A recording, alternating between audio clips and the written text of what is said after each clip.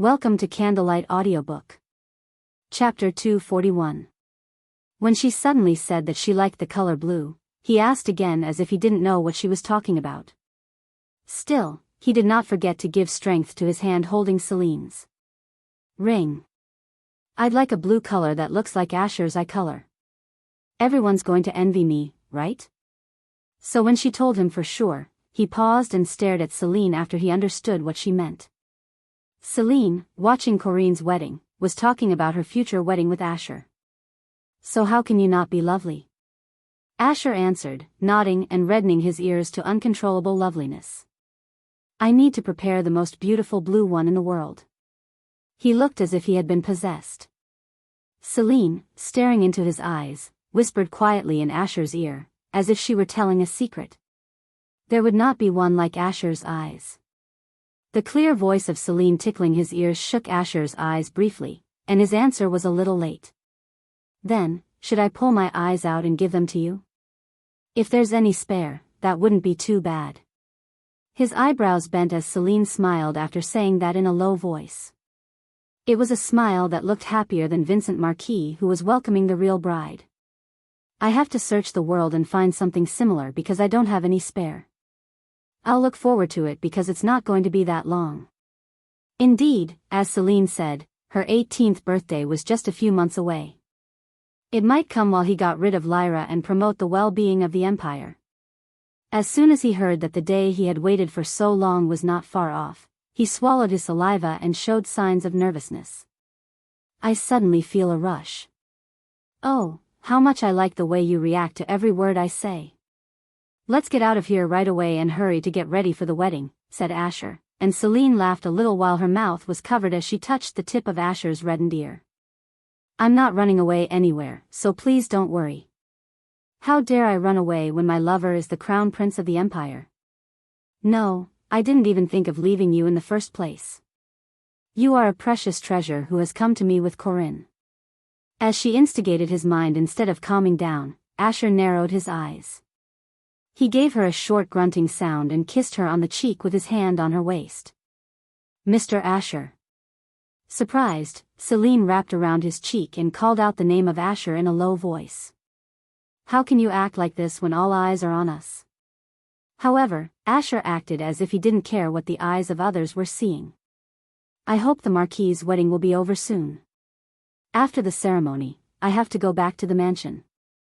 Celine expressed a firm refusal to his suggestion, saying, let's go together somewhere else after the ceremony is over. Don't you have a minute? You may have seen it, but I have to finish something quickly.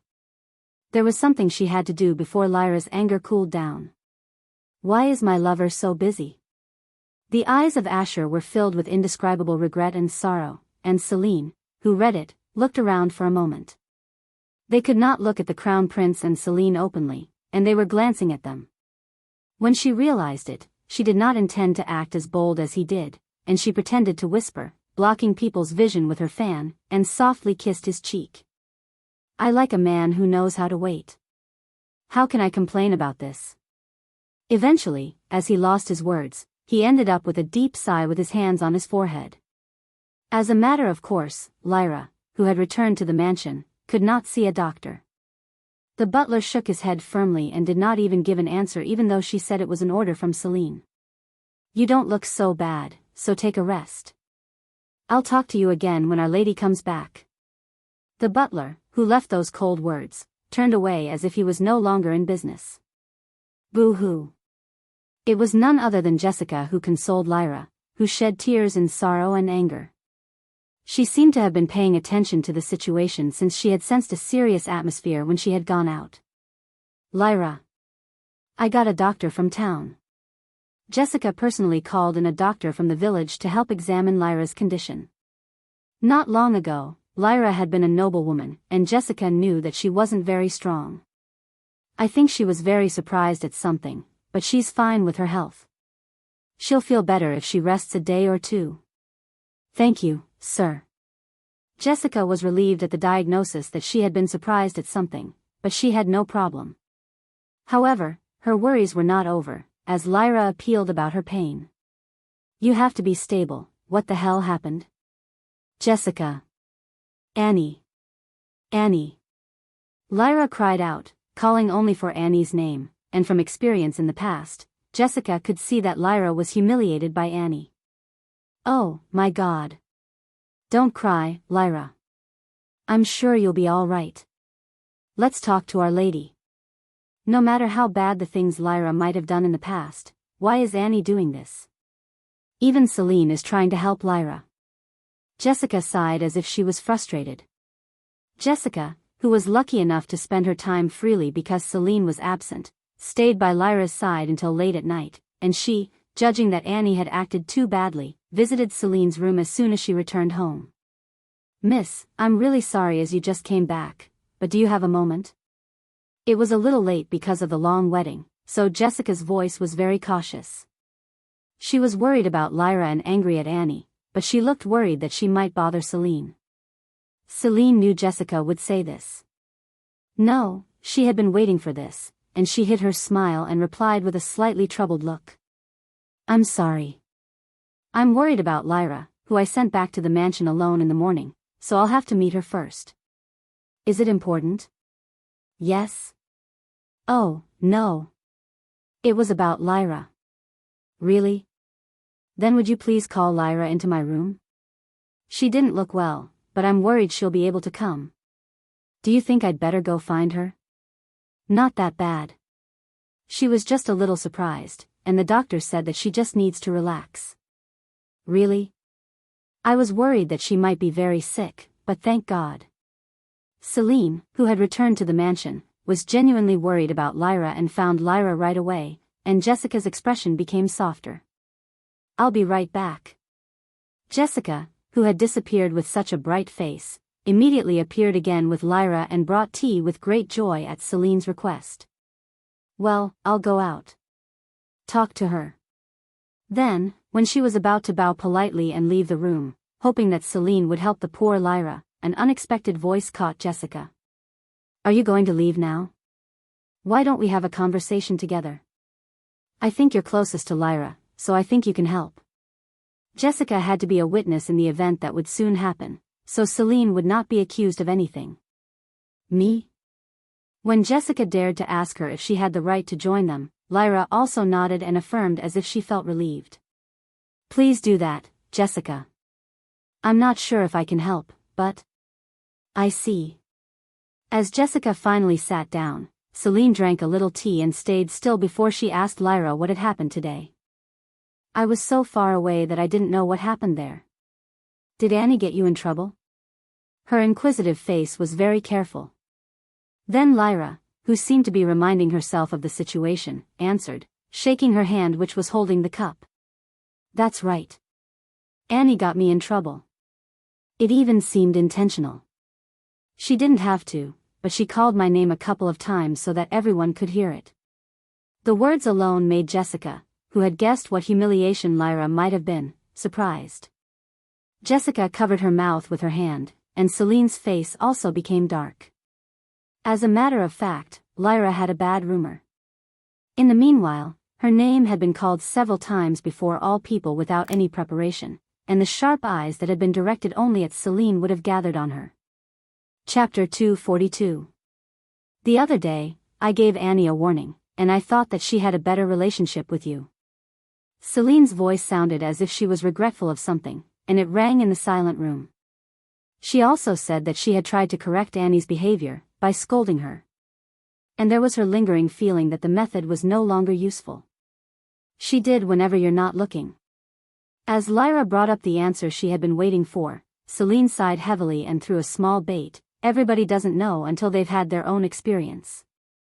Of course, there were people who experienced and did not know, like Lyra. They were people who only suffered from the pain they suffered. So, she didn't remove the malice yet. There's a problem that's not solved by being still. Jessica, who had been agonizing for a while, said, I agree with you. That's what I think. Mississippi Lyra is in so much pain that she can't seem to let it go.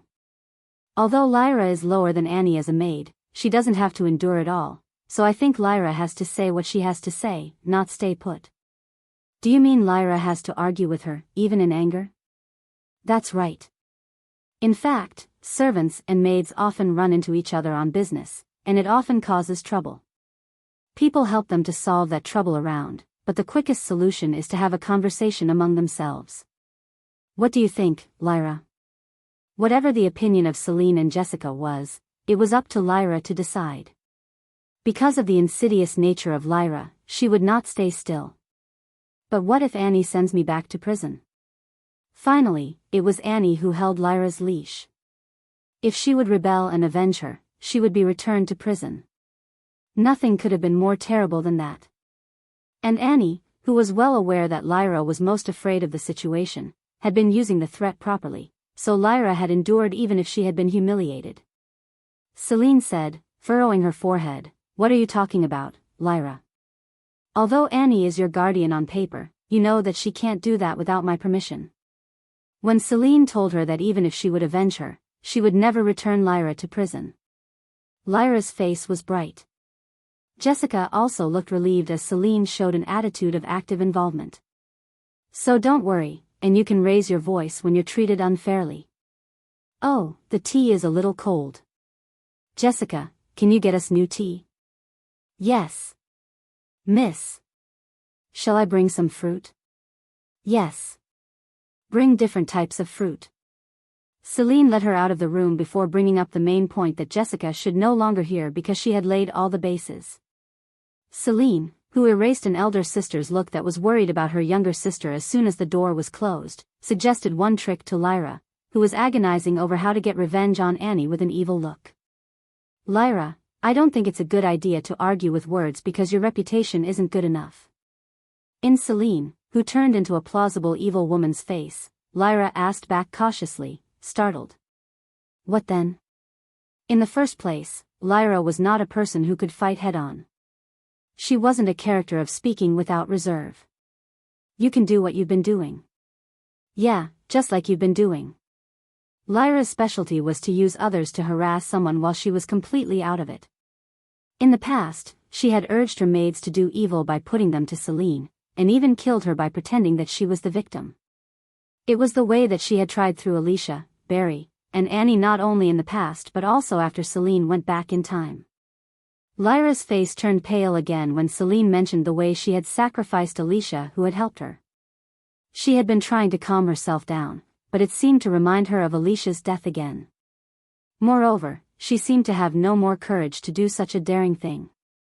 Celine, who noticed this, said with a smile as to show how seriously worried she was. "What are you so worried about?" "I don't mean to make things big. It's enough to make just a little surprise. A cute little prank will be fine, like putting a drug in the tea which will cause a stomach ache so that no one can accuse you." When she was told to play a trick that would only lead to an upset stomach at the most, Lyra forced to make a laugh as if it was ridiculous.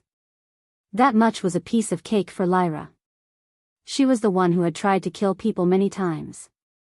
On the contrary, it was a laugh about whether such petty pranks would be revengeful, so Celine added a word, as if she was thoughtless, with a soft smile. "Of course, if such a light prank is repeated several times, it will cause great fear. No matter what she eats, if her stomach hurts, she might not be able to eat anymore. She might suspect that she has a mysterious disease." It was a very small prank, as Celine said, but it was only a stomachache, so it was clear that the first few times would be overlooked, and if it were repeated, Annie would doubt if she was ill. However, as a result of a playful stomachache, doctors would not be able to seek special causes and measures, but if the stomachache would continue, she would not be able to live with a peace of mind. Lyra might reach the thought in her mind, and she came to imagine some pretty plausible tricks. It was simple and small revenge, but she thought the effect would be very big. "In fact, I didn't like Annie's interference as a maid, and I'd be very happy to see her complaining of stomachache."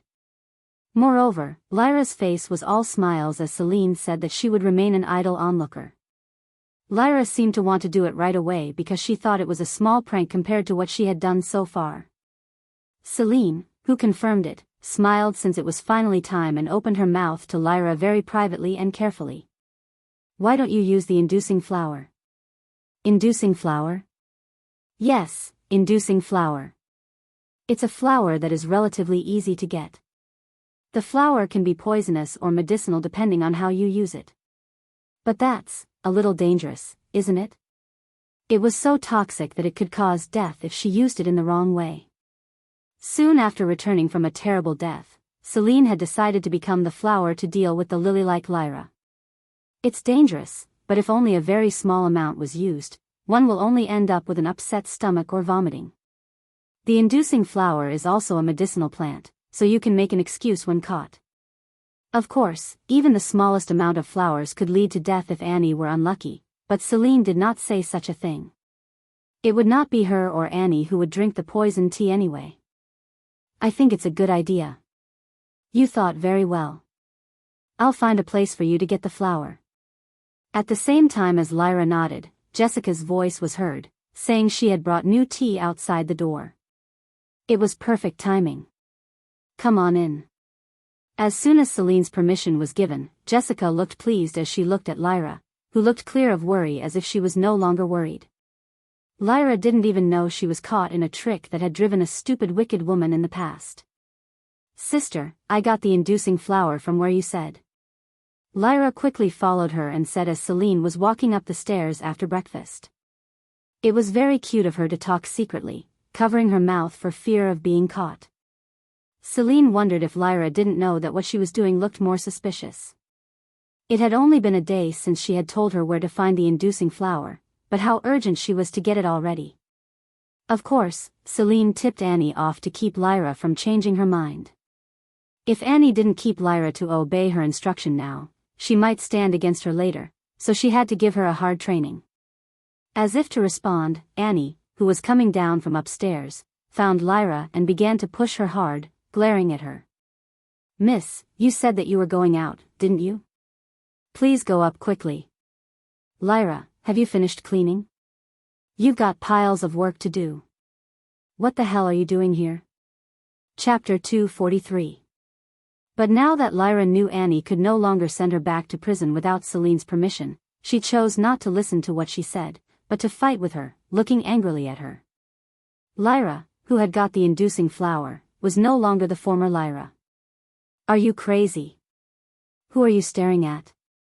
That kind of behavior by Lyra roused Annie's anger, and the relationship between the two became so bad that it couldn't get any worse.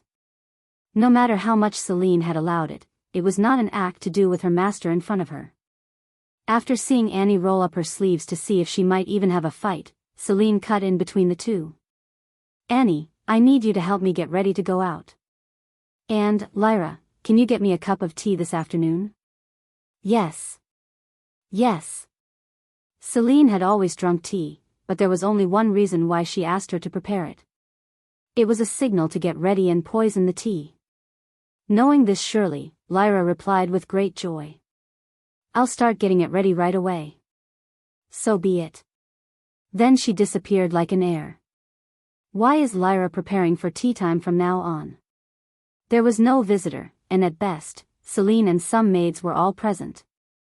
Annie's expression was like asking, why are you making such a fuss? A couple of hours was enough even if they prepared it very carefully. Celine explained the reason for her inquisitive face. We will have a guest. A guest? Yes. A guest that Lyra would love very much. Annie, who was convinced of Lyra's behavior when she heard she was going to have a guest, erased the question from her face. Ah, so it was. By the way, who the hell is the guest Lyra will like? Is there anyone like that? There is, of course. Of course, Lyra doesn't know the person will visit. I need to have a tea time in the afternoon anyway, so I have to get moving busily. Can you help me get ready?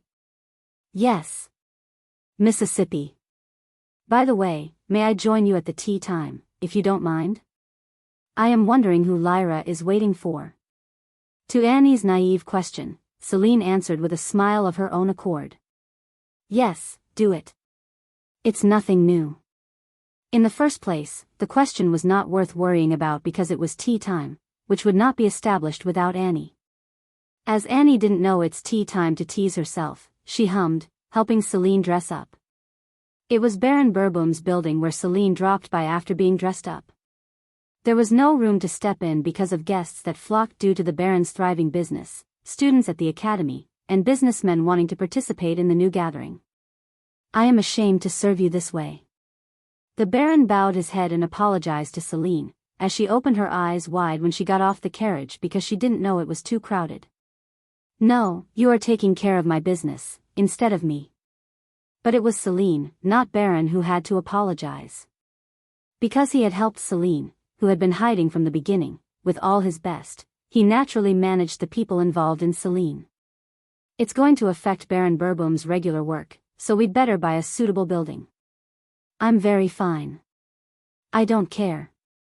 Perhaps he was worried about Celine's care for nothing because of him, and Baron Burboom shook his head firmly and enthusiastically appealed that he was okay. I'm glad Lady Celine didn't bring Annie, he replied with a small giggle. It's not just because of the Baron. I feel the need for it. I can't rent the Baron's office forever. Because of the exponential growth in wealth, she needed someone to manage it. She would buy a new building, hire someone, and he would manage her work and property. Then, shall I find out which building is good? Do you have time to do that? Of course, I do.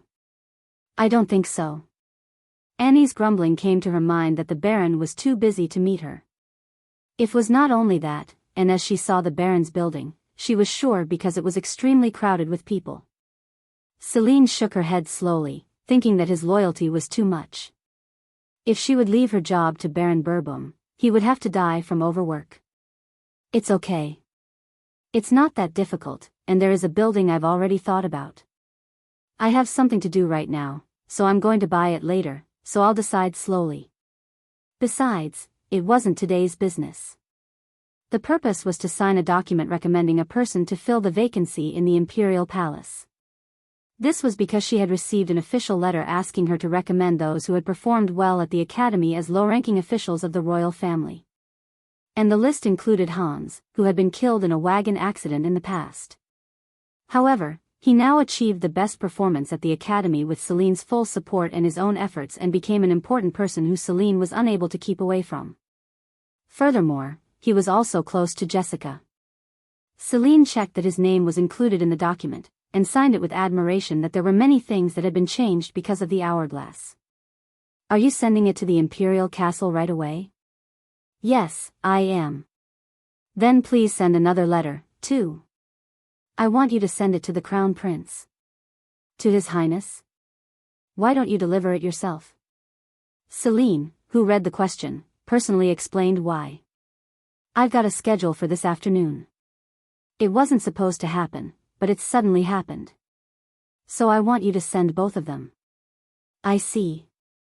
As Baron Burboom had handled Celine's business without saying anything, he sent his servant to the Crown Prince to deliver her letter. In the meantime, while talking to promising businessmen about their business and working on her schedules, a letter from Asher arrived quickly. All right. But I'm a little upset because you found someone who's not me, so I ask you to explain it later on and why. Celine laughed a little in the cute reply, and returned to the mansion, after finishing her schedule. Lyra must have waited for Celine to come back, and the first face she saw as soon as the carriage stopped was none other than her. Lyra, are you ready? Lyra nodded with great joy at the question. Yes. Of course. If I just bring the tea in, it's over. You know you have to control the amount, right? It's going to be a big problem if it's too much. Don't worry. At the secretly whispering voice, Lyra replied confidently, just trust me. Well, you have to be careful. You don't know who is going to drink that tea. While Celine changed her out-of-town clothes and rested for a while, refreshments were served at the garden table on the second floor. Normally they would unify the color of the cups at tea time, but this time it was a different color to indicate which tea was poisoned. Annie's teacup was full of colorful flower decorations, and it was a colorful teacup she might like. Lyra, who had poisoned the bottom of the teacup in advance, asked one thing to Celine for her successful plan. Don't let Annie see the empty teacup. At the words, Celine could tell how much poison Lyra had put on the teacup. If the purpose was to have an upset stomach, it would have been difficult to tell the difference with the naked eye. But the only reason she was saying that was because How regretful you will be when you find out later. Despite several warnings, Lyra chose to do so herself. Now that she had ruined her life by making the wrong choice several times, she would deserve to realize it now. It's not difficult. It was a piece of cake. In addition, Lyra's guilt could be heavy. Celine rose from her seat when she realized it was time after hearing a carriage outside the open window. Then, shall we go down to watch the fun sight you have prepared? Celine stepped forward, hoping for the last of Lyra, who had made a foolish choice until the end. The table in the garden on the second floor was a little too small for tea time, perhaps because Lyra had fully prepared. It was also because it was not the purpose of enjoying tea in the first place. Celine, who was the first to visit the garden on the second floor, took a seat after checking the poison teacup. Chapter 244. Celine brought the hourglass with her just in case. If she would do something wrong, her life would be lost. When she looked down and checked the teacup, there was some clear water in it, since it was melted. She could see it with her naked eye. It was enough poison to kill someone. I don't know if you don't know the meaning of the small amount or if you're going to kill Annie. Annie's sin was not so heavy, but it was foolish of her to simply take Annie's life just because she had been harassing her. At Celine's call for tea time together after a long time, Jessica and Annie came running, and Lyra poured tea into the teacups pretending to be all right. It's been a long time since we've had a tea time. You know what? It's because Our Lady has been busy lately. You must have been sorry for that, right? Yes. Nothing can be happier than having tea with you, Jessica answered merrily, and Annie also burst into laughter, sympathizing. No one had touched the tea yet because Celine hadn't drunk it. Lyra had been glancing at the poisoned teacup all the way to see how to get Annie to drink it. While having such a brief conversation, Celine, who was packing the hourglass she had put on the table, overturned Annie's cup of tea, pretending to have slipped her hand. Yipe! Annie! The hot tea poured into Annie's dress, and the startled Jessica jumped up and examined Annie's safety. Lyra was also in a situation she had never expected, so she just stared at Annie, who was screaming, not knowing what to do. Oh, my God! Annie! You need to change your clothes now. Lyra, will you help her? Yes? At Celine's remark, Lyra was embarrassed and asked back stupidly. She had to get Annie to drink the tea, but she didn't know why she was in such a strange situation. Come on. Annie's going to get burned. Are you saying it's okay? Yes? Yes, yes. But soon after, at Celine's scurrying voice, Lyra unwillingly helped Annie out of the garden, thinking, I'm sure Celine has something on her mind. Are you all right, miss? I'm fine. Celine answered Jessica's worried question with a nod. As if she was relieved, she wiped the spilled tea and cleaned up the table. It's about time for him to come. As soon as Celine thought about it, a servant showed up in the garden on the second floor with Darian. She had said in the letter, don't wait, but just bring him right to where I am.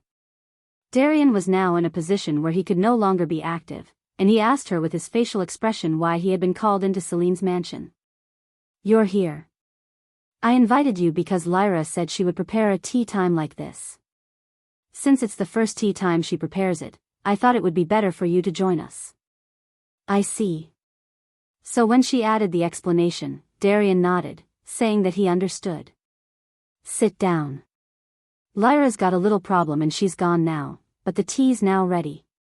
Celine, who said so, guided Darian to the seat where she had just been sitting. You must have had a hard time coming all the way, and drink tea and relieve your fatigue until Lyra returns.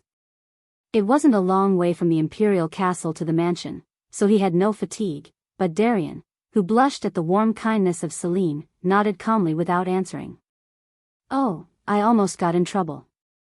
Despite the hot tea that had just been poured in, Annie didn't get very upset, because it was no other than Celine who had spilled tea. How dare I can be angry with Miss Celine? It was obvious that she would not be angry even if she pushed her into the fire. Moreover, she was wearing a thick fabric interior suit because it was still cold, so she didn't get any serious burns, and she was sure that Celine would buy a new one, saying, I'm sorry. It would be very expensive and luxurious. Annie's face was bright as if to expect this. Her hands changing her clothes were light and soft. Why are you standing there so absent-minded? Contrary to Annie, Lyra looked as if she were out of her mind. It was quite a natural response, as she had encountered an unexpected situation just before she had performed a dangerous and insidious act. There was the same anxiety that something had gone wrong several times in the past, and Lyra was worried if Celine would change her seat when Annie was not there. However, Lyra tried to make herself feel good, because there was no other way. What else can I choose? I'm all dressed up, so let's go back. Soon after, Annie, who had applied medicine and changed all her clothes, said. Lyra quickly walked as if she had waited. I have to go back quickly. It's a big problem if you ask for a replacement because your tea is cold while you're away. Fortunately, Annie's actions and steps were so swift that she could return to the garden without delay, and Lyra's anxiety gradually subsided. Miss. I've changed my clothes and come back. Annie had been nearly hurt, but she was happy. She came into the garden with a big smile but stopped with the same posture as she opened the door. Then she sounded strange. What the hell is going on? Lyra was following Annie so she could check in the garden a step later than Annie. When she checked inside, she was so surprised that she forgot to even breathe. It was because she faced Darian, who had no reason to be here. Darian even sat in the seat of the poison tea, where Celine had just sat. Darian, who saw his sister without knowing what was in front of him, greeted her in a very relieved way. Lyra. Why is Darian here? And in front of the poisoned cup of tea. Celine, who glanced over the stupidly hardened Lyra who did not understand the situation, asked Annie with a very worried look. Now you're here? Are you all right without burns? Oh, yes. Miss. Luckily, I wasn't hurt. That's all my dress that was just damaged. Annie, who described the dress as damaged, which had been only soaked in hot water at best, returned to her seat that had been cleaned up, with a light step. Really? I'm sorry. It's my fault, so I'll give you a new dress. I'm so sorry, if you say that, then. It was obvious for Celine to see that Annie was thinking of which dress to ask for, but Annie, who pretended not to be, asked, pointing to Darian sitting next to her. By the way, why is he here? She asked why he was here, who was no longer relevant. Oh, I thought it would be better for my brother to join us, since Lyra has prepared this place for a long time. As Celine, who answered, took a sip of the tea in front of her, Darian also nodded, lifting the tea naturally in front of him and bringing it to his mouth. As a result, Lyra, who had been standing in a fool's way, jumped into the garden, being startled. No. You can't drink it. No. She shouted that in a hurry, but it was too late. This was because the poison tea that she had prepared with all her heart for Annie changed its destination and went down through Darian's neck. Clash. The cup Darian was holding fell to the floor and sounded a sharp rupture, and Darian's face suddenly turned pale after drinking the tea. The poison of the inducing flower, which could kill a human being in the smallest amount if used incorrectly, began to kill Darian as if it had met a long-awaited opponent. Yah! Cough cough. Annie screamed, startled by the sight of Darian falling sideways, bleeding from his mouth, with the sound of a cough, and Jessica, who had become pale, fell backward. Faced with a situation that she had never imagined, Lyra approached her brother and began to cry, checking his condition. No, brother. Brother. Why are you here? Me, Lyra, ugh. Lyra. Darian looked as if he was in a critical situation. All of them stopped breathing and stared at him with astonished faces, as blood was mixed out of his mouth. Oh, my God. Somebody, help him. Call a doctor. Even Celine, who had expected a terrible situation to happen, was speechless for a moment because the amount of poison that had been checked in advance was significant. At the sound of Lyra's crying voice, Celine rose from her seat in a hurry and asked for help. Chapter 245. Miss. Fortunately, when he heard Celine's urgent voice, the butler rushed straight in, but he could not cope with the unexpected calamity which was unfolded in the beautiful garden and swallowed his breath. What's this? Hurry up, doctor. Call a doctor. Yes. Celine ordered the butler to hurry up and call a doctor. In response, the butler left the garden, running hurriedly, and the maids who entered the garden screamed as they belatedly sensed the disturbance. Oh, my God. What can we do? Get the towel. The amount of blood Darian vomited increased, and everyone screamed in panic, and Lyra's crying grew louder. Sob. Brother. Miss. Are you all right? Inquired Jessica, who had become pale of the unbelievable horrors, looked into Celine's complexion, because she had been drinking the same tea at the same table, just in case. I'm fine. Celine, who answered so, was able to slowly regain her reason, unlike others who were panicked. No, she could feel a growing mood. It was because, after a decade or so, she could finally achieve what she had hoped for. It would have been better if Lyra had had a past memory like me. If she had had so, Lyra would have had to take back what she had done in the past, and her resentment would have multiplied. She might have found it the natural consequence of her own deeds before she would die. But it wasn't bad to face death without knowing anything as it was. That way, she would feel even more unfair. She might have shed tears of resentment against the wicked woman, saying that even Darian, who had not committed such a great crime, lost his life. Thinking that she wanted to see it as soon as possible, Celine pretended to be scared and looked after Darian. What the hell is this? Brother.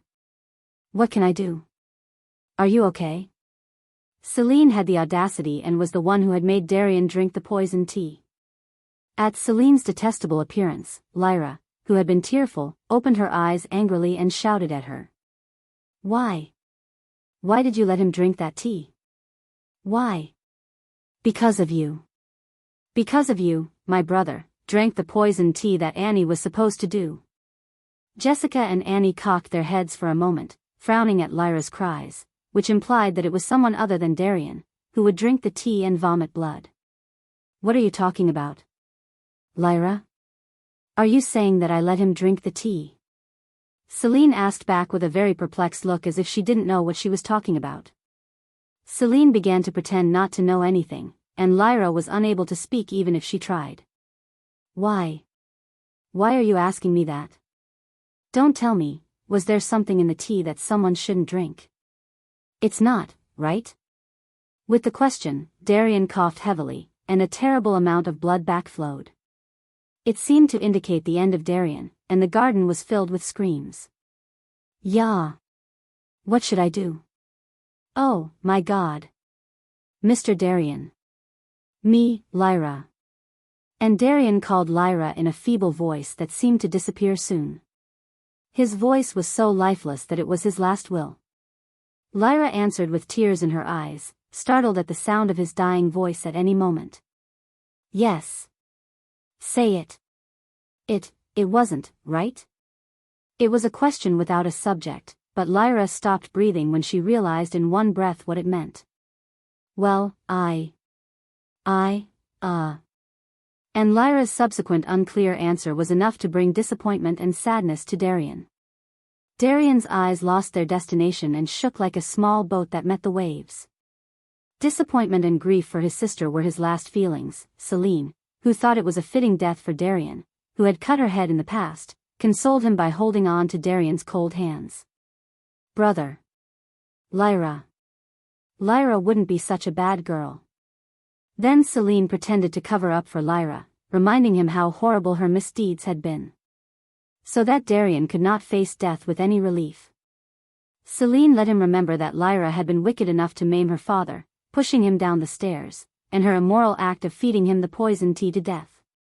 As soon as Celine's words were finished, Darian's eyes slowly closed. From his closed two eyes, regret flowed down a tear, and strength was drained out of his cold hands.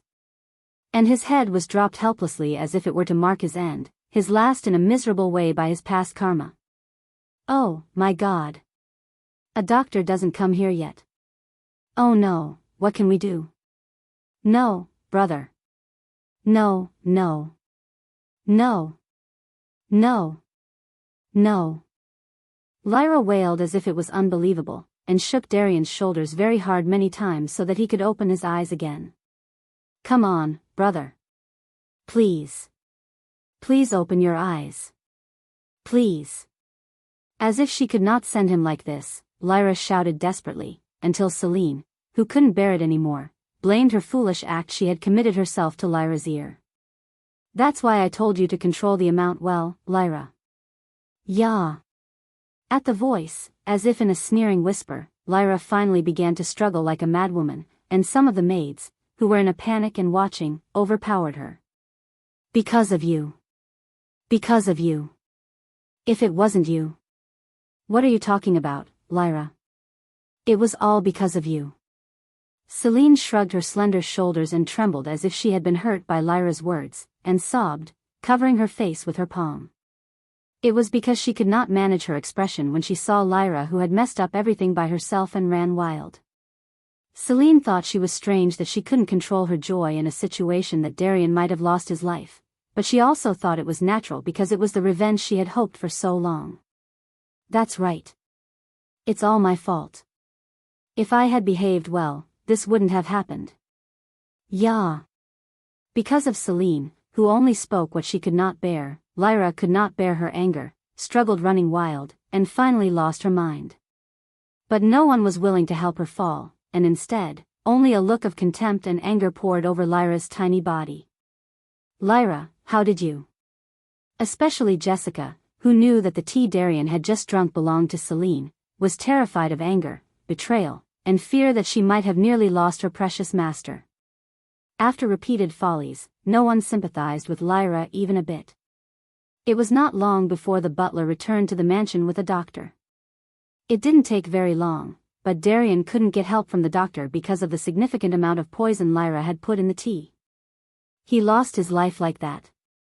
The criminal was undoubtedly named Lyra, and the unconscious Lyra had to be locked in her room. It was the death of a servant sent by the imperial castle, so naturally, the investigation of this terrible incident was conducted by the imperial castle. Are you all right? Asher came running to Celine's side in one step, leaving all his work behind. He was with the imperial investigation team in charge of the investigation. Celine smiled awkwardly at his worried look. I'm fine. Brother Darian was the only one who drank the poison. I designed it all, and I couldn't have been harmed by anything. With her unobtrusive answer, he seemed to guess the truth, but he looked at Celine's face for a long time, perhaps still unable to dispel his worries.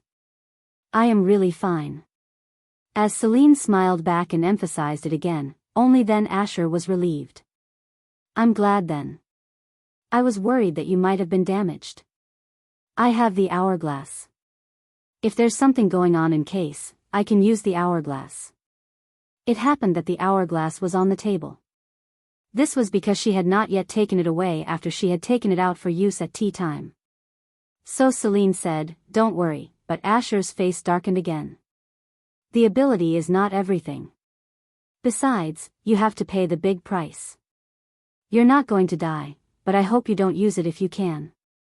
It's a very rare and unusual case of using the ability, and it's even more so that no one can guarantee the outcome.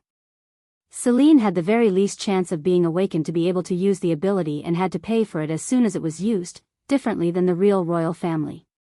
So said Asher, who had not been relieved of his worries, and because it was a part Celine was also aware of, she nodded calmly to affirm it. Chapter 246. Of course, this was the biggest part of Lyra's life, so it didn't matter if she paid the very high price for turning the hourglass hundreds of times, but she didn't bother him to say that, because she didn't want him to worry anymore. And please use me instead of using the hourglass. I'm more capable than you think, and I'm always waiting for your call. His dark blue eyes stared at Lyra and said so. There was not a speck of falsehood in his eyes. Lyra, who felt her heart overflowing when he said he was ready to move for her call at any time, nodded with a little blush. Thank you. This is about a servant who went out on my permission, so I'll give the final instructions. Please don't worry, because I will make sure that they will not neglect the investigation and to give her the appropriate punishment. Oh, you wanted to show it to me. It wasn't a long way from the imperial castle, so you didn't have to accompany the knights. I wondered why you'd have to waste your time. This is why I like you. As you know my past, you seem to know that this is not a natural happening, but you take my side and fully support me. I'm relieved to hear you say that. I'll cooperate with the investigation so that you don't have to worry about it. However, even if he didn't use his power for this case, she didn't have to go to any trouble because she had already planned it perfectly without any holes to get out of. Perhaps he felt this way. Asher smiled brightly for the first time today. It was a very pleasant smile, even though he had nothing to do and was tacitly denied help. It's hard for me to endure because you keep doing this. It's hard? I throw away everything I'm doing, and I just want to have a conversation with young Ae. As he said so, he gently touched a long stretch of Lyra's hair. It was inappropriate to have a short conversation. Although she was a little agitated by the touch that smoothed her hair, she realized that she was not in a situation to be like this, and broke the weird atmosphere he created. I don't like people who forget their duty and fool around. I can't stay here any longer if you say so. Eventually, Asher, who was reminded of his busy reality by Lyra, had to stand up from his seat. His face was filled with regret, but he had no excuse to stay because she said she didn't need his help. As the house was in a disorderly state, Asher, who would get her seeing off in her room instead of the entrance door, was about to open the door and tried to go outside, but he stopped and turned around. Well, I'll go now. Please call me whenever you need me. And... As Lyra waited for the following words, as he blurred his words, and what had happened was the soft lips that touched her forehead. When he was waiting outside the door, a knight saw it and opened his eyes wide and blushed. Soon after, he turned his head hurriedly, expressing that he saw something he should not have seen. His lips, which had been touched briefly and then dropped, did not retreat, but again touched Lyra's cheek. Now they were quite used to it, and neither of them ever had their faces dyed red. They just stared at each other in the eye and promised to meet again. Please don't overdo it. I get it. Asher gave the firm instructions to the knights and investigators who would stay at the mansion to verify the case and conduct the investigation thoroughly and fairly, and left the mansion, and the faces of those who were looking into the case were full of spleen. Did he fall down right after drinking tea? Yes. As soon as he drank, he collapsed, throwing up blood. Annie replied excitedly to the question of a knight. She even imitated to collapse as if she were reenacting at that time. Did Lady Lyra have tea, too? Yes. Lady Lyra also had tea, but she was fine. Darian was the only one who fell. At Annie's statement, the knight nodded with a very serious face. He wrote that if they had drunk the same tea, but he had fallen alone, Lyra would have poisoned a teacup, not tea. Jessica, who had been in the garden from beginning to end with Lyra, had the same answer, except for only one thing, that there was someone who had changed the seat with Darian. You mean the seat has been changed? Yes. Actually, that was the seat of Lady Lyra. As she replied, Jessica's face was dark. It was because of the betrayal, disappointment, and anger that she had ever believed Lyra, but she had done this. As the knight had an unexpected piece of information, he hastened Jessica's next words. Please tell me in detail. Originally, Lady Lyra was sitting there. I poured tea into the teacup. Our Lady overturned the tea of Annie, who was sitting next to her, and the seat was changed in the meantime. It happened without Annie and Lyra, who was away for a while to change Annie's clothes. Then Darian arrived at the mansion and took the seat of Our Lady. And, when Jessica, who had finished her long explanation, failed to get the last words, the knight was briefly speechless by the shocking testimony that replaced her answer. Darian came to drink the tea that originally belonged to Lyra, while the woman who had prepared the tea disappeared. That's right. Jessica, who was affirming that, looked as if she were about to cry. The expression of the knight, who outlined Jessica's testimony, was also in shock. If Jessica's testimony was true, Lyra tried to kill Lyra, who received great attention in the Empire and a lover of the Crown Prince. Do you think so, too? Yes? What? I'm asking you if you think that her real target was not Darian, but Lady Lyra. There was no other sign of affirmation, but the frown of Jessica and the firmly closed lips were replaced by the answer. Jessica's testimony added rigor to the investigation, which had been thoroughly investigated due to Asher's advanced instruction. Even disdain permeated the eyes of the knights and investigators who were supposed to carry out the investigation fairly and calmly. After a series of emotional investigations, they got Annie's testimony and found out that the seat had been changed, and found Lyra in a rage. We heard it from witnesses. Is that true? Is that what they said? Lyra, who was choosing what to say to the question of a knight, sighed with affirmation. She looked as if she had been caught a secret she didn't want to tell.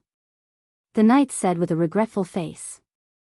You were a family in the past, so I know you wanted to cover it up, but it is not once, and there is a limit to forgiveness. She had to pay for this horrible thing. He misunderstood as if Lyra was trying to cover up Lyra's nasty sins. The eyes of Lyra, who enjoyed the desired response to the fullest, grew red. She looked as if she would shed tears if she moved her long, rich eyelashes a few times. Somehow, he seemed to have seen a face he shouldn't have seen, so the embarrassed knight hurriedly pulled a handkerchief out of his arms. It was a handkerchief his lover had given him, so he could not lend it to anyone else, but he could not afford to pay attention to it. Thank you. You are so kind. Oh, no. I'm so sorry. I think I said something rude. You aren't rude. I'm stupid. I feel guilty that this happened because I've been covering up for Lyra mistakes. I have a guilty conscience. What a guilty conscience. It's bad of her who yet couldn't reflect even if you have shown mercy. Lyra, who touched her eyes for a moment to his perfectly self-interested answer, smiled a little sadly as if she was okay. It's a little comforting for me as you say that. I'm sorry to say this to you, Lady Lyra, but this time she will have to pay for her sin without mercy. Lyra nodded slowly after delaying her answer.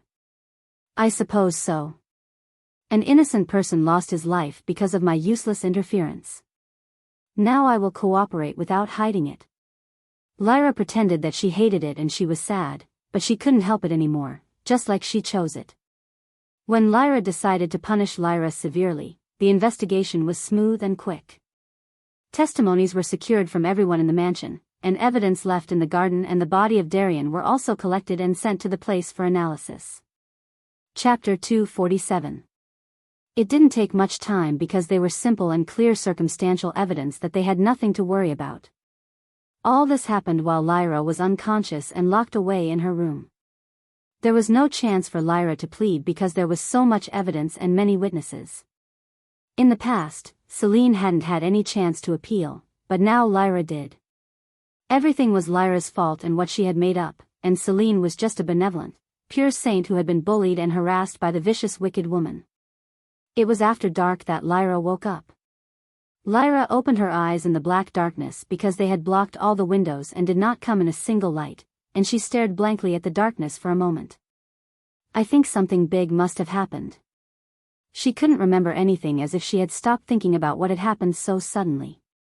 She remembered that she had talked to Celine secretly after she had got the inducing flower, but she couldn't remember anything at all as if what had happened since then had been erased from her head. She was looking back at the past for quite some time and trying to recall her memory. She then suddenly heard the sound of a chain outside her room as if someone was opening a door that was locked using a chain. What the hell is going on here? Not yet able to get her memory back and get ready to accept reality, Lyra watched where the noise was coming from, trembling all over at the unexpected situation. You were awake. Tie her up.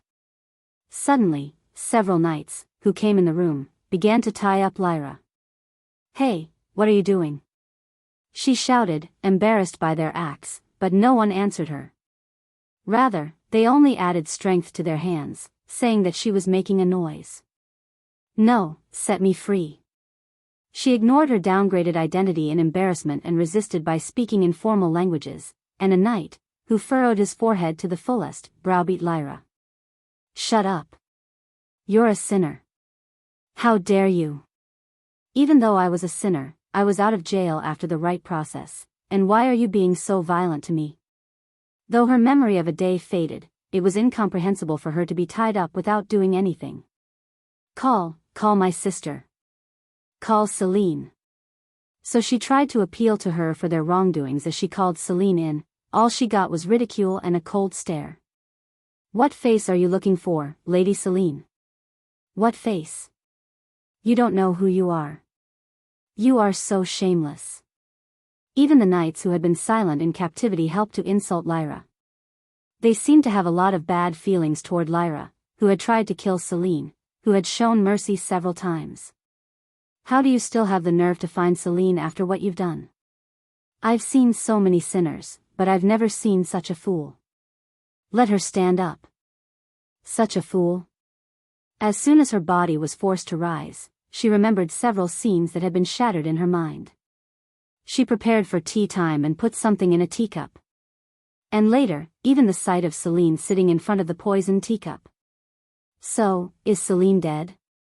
Is that it? Otherwise, why should you treat me so badly? She asked in a quivering voice, and the knights that were in Lyra's room were speechless as if they interpreted her words wrong. I'm afraid she's quite fine, contrary to your wishes. Soon after, he gave a sneering reply, and Lyra made a facial expression that she couldn't understand. If Celine's fine, then why? What the hell happened? Then why? Why are you binding me up?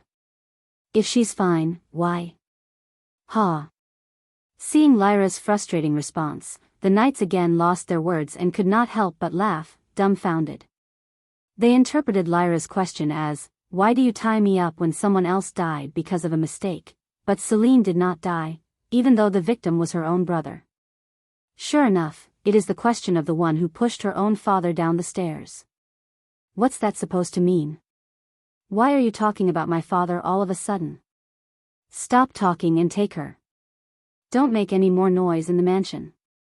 She inquired back as she couldn't understand the reason for all of this, but it was a rough touch that came back. They pulled hard at the rope which tied her up tightly. Lyra's fragile body was simply pulled away. Yah! It was so suddenly pulled that she almost fell down, but the knight beside her clicked his tongue and raised her so that she wouldn't fall. Walk faster. Don't bother Lady Celine and the house anymore. What did I do? What did I do wrong? Her shameless reaction continued, and the knights went wild to treat her. That drove Lyra into terror, and her rebellious voice grew smaller and smaller. Let me meet my sister. Please. Please. Still, she did not stop asking them to let her meet Celine. It was because, just as Annie had harassed her, Celine seemed to solve this strange situation. Even if you don't beg, Lady Celine is here to say goodbye to you. How sweet she is. How did she come out to meet this guy again? As the knight said, Celine was waiting for Lyra in the lobby of the mansion. Unexpectedly, she was with her mother, Karen. And next to her was a man who she had seen several times. It was Chloe, Celine's biological father. As if she heard the news late, Karen was staring at Lyra furiously in Chloe's arms. Sister. Mother. When Lyra, who was being dragged, called Celine and Karen, Karen answered with a sigh of embarrassment. Mother? Why are you calling me mother? What the hell? Lyra, startled by the sound of her voice, crouched her shoulders. She was no longer her mother, but why should she react so violently? Chloe, who wrapped Karen's shoulders, also displayed a lot of white porcelain and showed hostility toward Lyra. Only Celine, who was standing next to them, had a look of pity for her, and Lyra called her name again. Sister. Sister. I think something is wrong. Please help me. Celine narrowed her forehead a little bit at the unexpected reaction of Lyra. She should say, how dare you deceive me? But she was only asking for help from her. What do you mean something is wrong? I don't know. I have only a few memories. Anyway, it was you who sat in front of the tea, and you're just fine. Do you have only a few memories? Sob. Yes. Yes. Do you mean you don't remember anything you did? Looking at Lyra, who nodded hard with tears, Celine opened her eyes wide with her hand covering her mouth. It didn't look like a lie. How fun it is to be given the chance to have my revenge at you in the end. How unfair it would be to be interrogated in that state. If she even returned her memory in the middle, she might go mad with shock. It was because everything had already been confirmed that Lyra had tried to kill Celine. They wouldn't even know that she was an accomplice in this. Still, it was not fun to see such a shameless face, so Celine made a sad face and said, thinking that Lyra should know that Darian was dead, so. Does it mean that you don't even know that your brother Darian is dead? Quite naturally, the word startled Lyra, and it made her unable to breathe. She was stunned. Her face was asking, what the hell does that mean?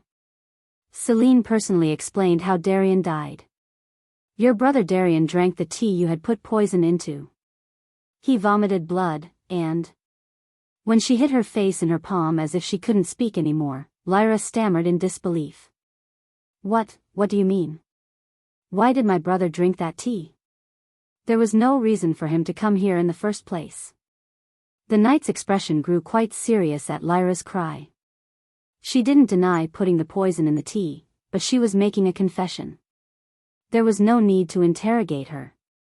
Because it was the first tea time you prepared. So I invited him, but he drank the tea that was before my seat. As soon as Celine said that, Lyra's face collapsed in an instant as she remembered Darian throwing up blood and dying. It wasn't clear whether it was not because she had lost her memory in a physical shock or because she had just fainted just for a moment, but Lyra was partially regaining her memory every time Celine mentioned what had happened. No way. It can't be. Chapter 248. What good is it for you to deny that? Darian was gone. A knight guessing that the conversation was over pushed her on the back, and she took a step, reflexively. I'm sorry I couldn't help you this time, Lyra. Celine shed tears, and everyone's anger toward Mila grew except for one person, Lyra, who thought this situation was very strange and weird. Lyra, I trusted you. I believed that you would no longer do anything bad. How could you? As Lyra, who was pushed out of the front door by the knights, was about to go out, she heard Jessica's resentful voice. Jessica must have truly believed that Lyra could become a new woman like she had expected Celine in the past. At the voice, Lyra completely collapsed, and she was pulled helplessly out of the front door, and soon left the mansion in a carriage carrying a sinner. As she had already said what she had done in front of the front door, like confessing, there would be no questioning or investigation to confirm the facts. Evidence and witnesses were also clear, so it was not necessary.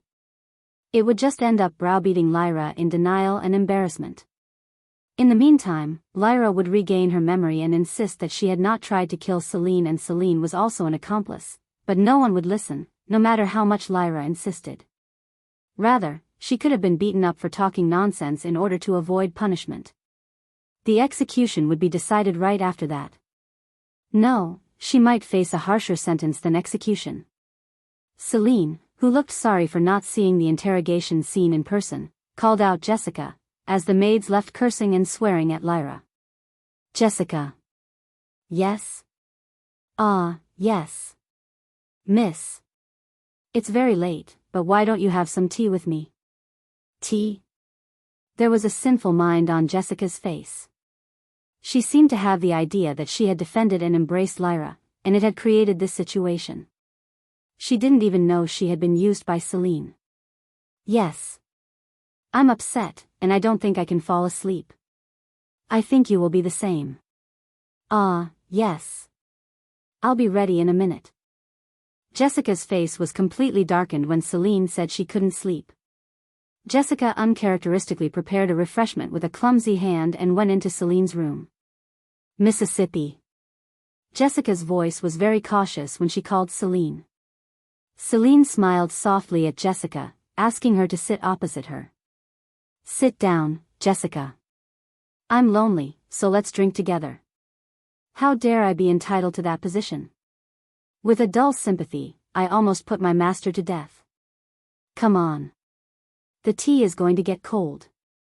But Celine did not give up and urged her to sit, so in the end, Jessica sat opposite Celine, and the two savored the tea without a word for a moment. I don't think you're bad for caring for Lyra. Then suddenly Celine came to the point. Jessica, who was startled, stared at Celine with her eyes wide open. Celine still had a soft smile. There are so many people in the world who regret and repent for their sins.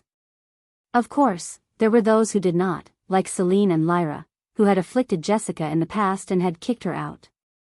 So I don't think your behavior is wrong. It's just. Celine, who paused, took a sip of tea and said, I want you to be a little more careful in what you say and do. Don't show your true intentions to others. What do you mean? As long as you don't completely believe in others, don't show your true intentions to them. If you do, you will be the one who gets hurt.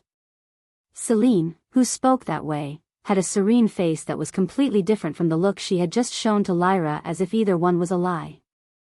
If you don't, you'll either get hurt yourself like you are now, or you'll regret hurting someone.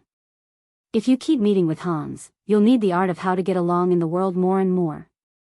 Hans was still on the winning side, and at this rate, his lover Jessica would have to step into the social world as well. Celine no longer wanted Jessica to sacrifice herself and be hurt for others.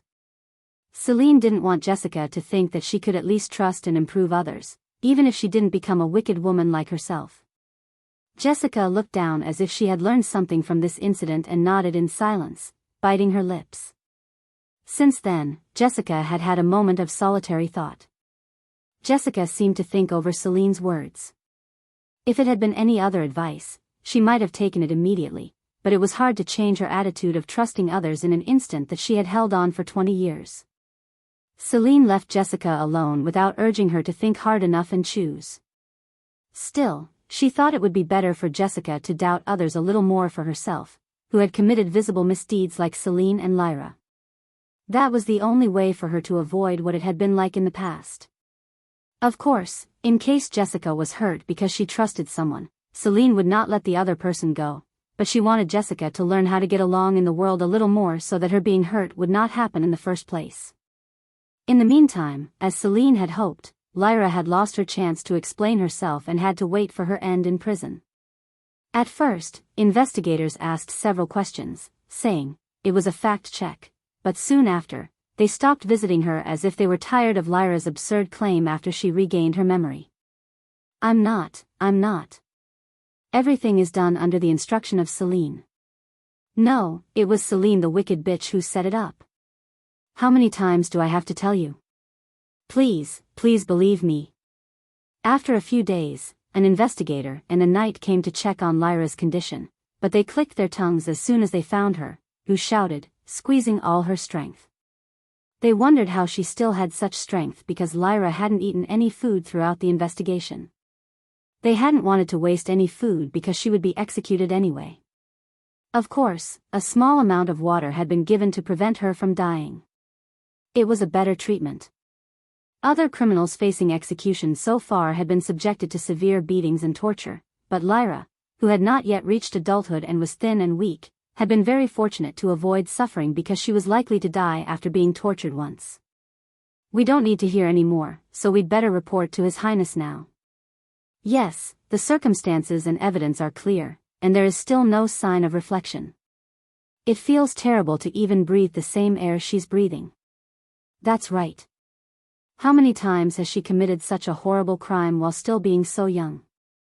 We have to get rid of her as soon as possible so that no one else can be harmed. After watching Lyra's frantic struggle for a while, they turned away without hesitation, as if she didn't deserve to live anymore. It was not me. It wasn't the wicked woman who I tried to kill, but it was Annie who was just a maid. That's why she gave me the inducing flower. Please. The investigator furrowed his forehead in Lyra's confession from behind as he was leaving the prison and asked the knight, Can I add it? Well, I'm sure she's lying, but let's do that for now. But even if that was true, nothing would change. What good would it be even if she said who the target was when a person had been already dead? Moreover, it had already been widely rumored that Lyra had tried to kill Celine.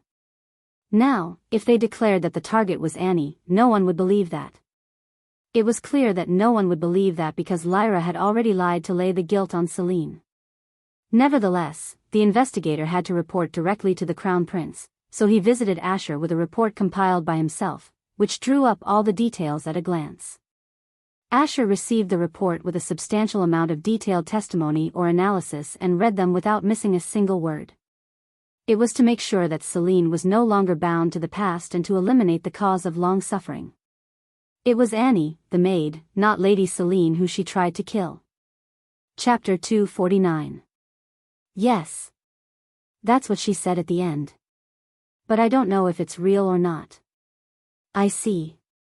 Asher answered while laughing a little bit. It was more of a sneer at Lyra. As soon as he looked through the papers again, he rose from his seat. I will directly go face to face with her. Directly, sir. I'm in charge, so I will do it. Ah. The servant, who was waiting in the corner, rushed to fetch Asher's robe. As soon as he was ready with the help from his servant, he left his office with the report. It was an unseemly step that did not seem to have been under heavy pressure for a very long time. The investigator followed him with a puff. The investigator's face was filled with satisfaction when he saw the report in Asher's hand. As they walked along the corridor of the imperial castle in such a quick and large stride, the man from the other side suddenly came in and was surprised at the sight of Asher. Your Highness? Where are you going? It was Vika.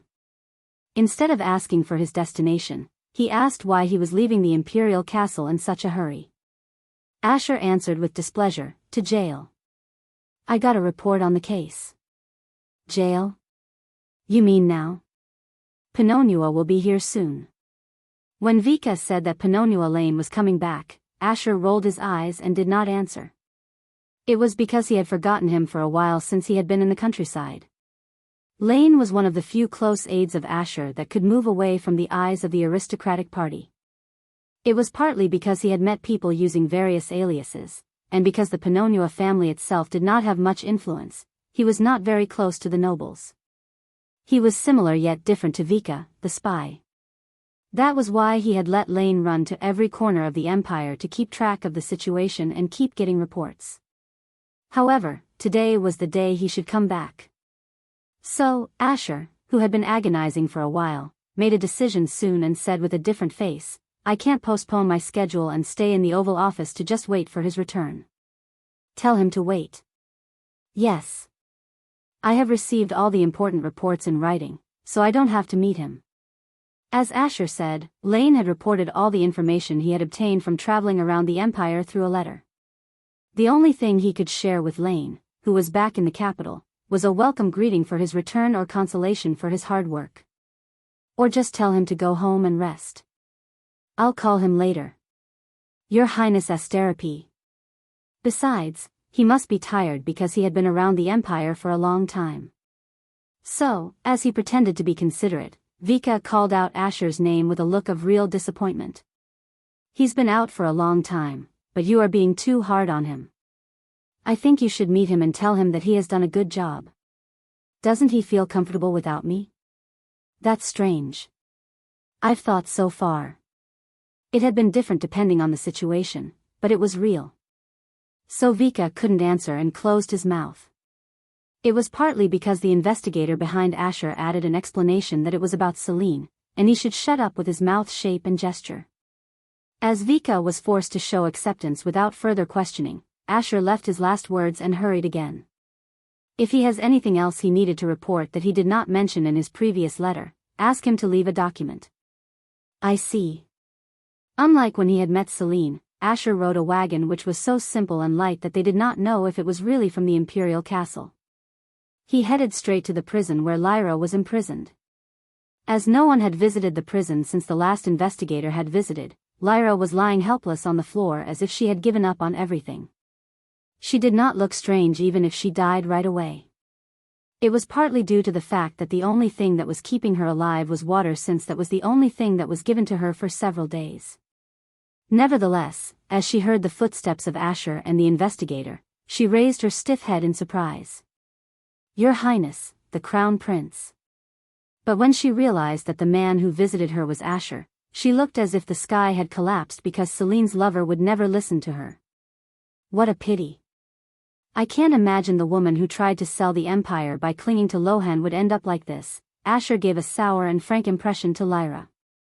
Who can think of the most graceful lady of the empire when looking at this ugly and miserable appearance? Asher looked down at Lyra's ugly appearance. I'm not really. Sob. That woman ordered me to do this. The worst woman is not me, but... And Lyra, unable to bear the stillness, told Asher, still hoping that someone would believe her. She also lamented that he should realize the identity of a truly evil woman. Asher answered with a funny smile, raising the corners of his mouth. So? Yes. So what? I don't care. Lyra, who thought Asher hadn't quite understood what she meant, again revealed Celine's identity. The wicked woman, has done so many terrible things so far. Well, your highness can't imagine. She pretends to be good on the outside, but she always wonders how she can do bad things inside. That must be you. But Asher did not listen to what she said until the end but immediately answered with a cold face, and Lyra swallowed her breath in surprise as if she had been struck by lightning. You said that you did not do it, but you pushed Count Vermont down the stairs. You even blamed Lady Celine for that crime. That's... Other people couldn't see the scene, but I saw it clearly. As you said, I moved the space and appeared there. So I think you're the villain you're talking about, not Lady Celine. Because it was the last time, Asher mentioned his own ability. Then, what I saw. Yes, that's right. However, it doesn't change anything. It was not only Lyra who was surprised, but the investigator opened his mouth and his eyes wide. As soon as he noticed it, Asher urged him to leave the prison. Besides, I don't care who Lady Celine is. It doesn't matter if she's the horribly wicked woman as you say. No, it may be better if she's willing to deal with women like you and survive. Asher added that Celine deserved to pay back what she had been afflicted and harmed and said, it really doesn't matter what kind of character Celine has. What kind of answer can I give to this man? Now that there was no one else to listen to her, Lyra fell to the floor. Her arms that were supported by all her strength left were out of function. She did not even have the strength to squeeze her tears out anymore, and soon, she breathed out like a crumbling dead woman. At that moment, the sound of footsteps approaching began to be heard gradually. When she turned her eyes to see who had come to mock her, it was unexpectedly Pinocchio Lane, who Lyra thought was a servant of a great and rich man, the servant of the master who had sent a lot of gold and silver treasures to her and expressed his favor. Lane, Mr. Lane. Lyra called out Lane's name with a glimmer of hope that the rich man might have sent him to save herself. Oh, my God. You look terrible. Before he pretended to know Asher, Lyra called his name anxiously, and he answered with a very sad face. You are here to help me? Right? Huh. However, in her sudden, unexpected words, he opened his eyes wide and asked again, what does that mean? Hastened by this, Lyra was very excited and hurried to speak. The master of Lane expressed his favor for me. Please get me out of here. I'll give everything he wants. He can do that at least. Come on, please. Please. She seemed to think that he had such great wealth so that he must have the ability to bring her out and give her a chance to defend herself. You don't know who he is. With a funny smile, Asher stared at Lane. As he didn't know that Lyra would say such things to himself, Lane, who was genuinely embarrassed by the fact that he didn't know how to answer it, was in trouble, frowning. Chapter 250. He was not in trouble as he couldn't help her. Lane was offended as she pleaded with him to save her so much because he was the one who had spoken to Lyra and Celine himself and had experienced Lyra's two-sided character. Soon after, he noticed that Asher was watching this situation with interest and opened his mouth as if he had no choice. I'm sorry, but my master. His Highness Asterope. Yes? The treasures and favors that my master had sent you were actually not meant for you, confusing you with Lady Celine. At first, without knowing the name of Lady Celine, he only knew she was the lady of the Vermont family. Lane, who answered so, left Lyra, who stared at him with her weary eyes, behind and greeted Asher. I'm sorry I'm late to greet you. She just talked to me, so. I'm back from all the work you've asked me to do. Good job. I told Vika to tell you to go back to your mansion and rest, but I don't know why you came here and got embarrassed. That's what I have been told, but I came here because I thought I might have forgotten your face. He quickly changed his face not to offend Asher's mood since he had been grumpy without fear. If your business is finished, would you like to go back now? You want me to go to work? Did Vika say something? Asher and Lane, who had helped drive Lyra into despair, exchanged jokes in front of her who could not get out of the pit of despair right now. All right, I'm done here. Let's go back. I have nothing more to say to the sinner, and nothing to find out in the first place. As if he had let go of the troublesome work, he said with a refreshed face. If the work of Lyra was finished, Celine would be able to escape from the past and live with himself in the future. Think that it is the natural consequence of your misdeeds. You did the same thing to Lady Era in the past. No, it's not the worst. At least your body is fine. What are you talking about? Asher turned coldly, leaving Lyra who had a look of incomprehension because of despair. He wanted to cut off her tongue as Celine had been afflicted in the past, but he struggled to keep his impulses, thinking that Celine might want to talk to Lyra for the last time. Have you decided on her sentence? Lane asked quietly to Asher, who climbed into the returning carriage and stared out the window. Well, shall I tear her limbs? Isn't that too cruel? It's not even a drop in the bucket compared to what Lady Celine suffered. Lane cocked his head to question the answer. I'm sorry if I said that it was wrong, but I don't think she has been so badly treated. Of course, Lyra tried to spread malicious rumors or make her drink poisoned tea. However, that was trivial compared to death or tearing off her limbs. The crime of treason should only be imprisonment. Asher's eyes deepened when Lane said that he had been punishing her too severely as his emotions had intervened. However, Asher knew what had happened in the past. He thought that it was not an excessive punishment. Rather, he wanted to burn all her hair after torturing her with all sorts of things if he could. But if he really did, he would be told he was the mad crown prince, so he said, what about tearing off her limbs? But Asher swallowed the truth as Lane was surprised and refuted. If you're going to be so reluctant, why would you ask? If I can't tear her limbs apart, there's only one punishment left. The way was to put her head on the guillotine as if he had executed the nobles of the aristocratic party. It was the same way Celine had been treated in the past. It was to insult her by reciting all her sins in front of everyone and then let her die while everyone cheered. I asked because I was afraid you'd forgive her again just like last time. Such a thing will not happen anymore. It's all over. Maybe. If Celine's vengeance was over, there would be no more mercy. As soon as he returned to the imperial castle, Asher said that he needed time to think for a while after dealing with urgent matters and let all the servants in the office retreat. It was already sunset and the darkness was falling. He moved the space to Celine's mansion. May I go out, Lady Celine? Said Asher in a small room attached to Celine's room as he made a sign that he was by the door. The room was built by Celine for Asher. It had a single sofa and a table. It was to make sure that they wouldn't be caught by anyone, and so Celine could enjoy a private life and Asher's visit anytime. Mr. Asher? As if she had been in the mansion, Celine replied in a startled voice upon hearing Asher. As soon as he found Celine in the room, he opened the door carefully and went out.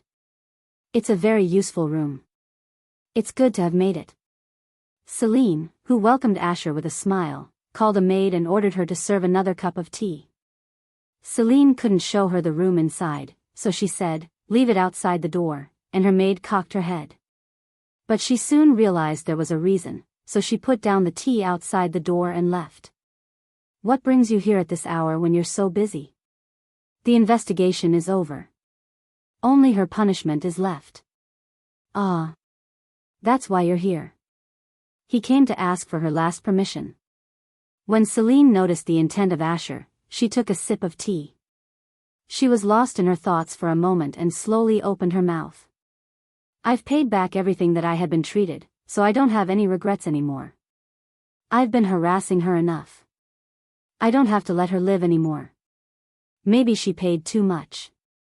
There was no sadness or regret in Celine's expression. Now that she had just finished all her work, she felt like she was ready to forget about the past. I see. Then I will deal with it according to the laws of the Empire. Asher answered with a face that he could finally finish what he had hoped for. I don't want her to live a minute longer, and I'm thinking of executing her at dawn tomorrow, but... Well, is it okay for you to not see Lyra for the last time? Finally.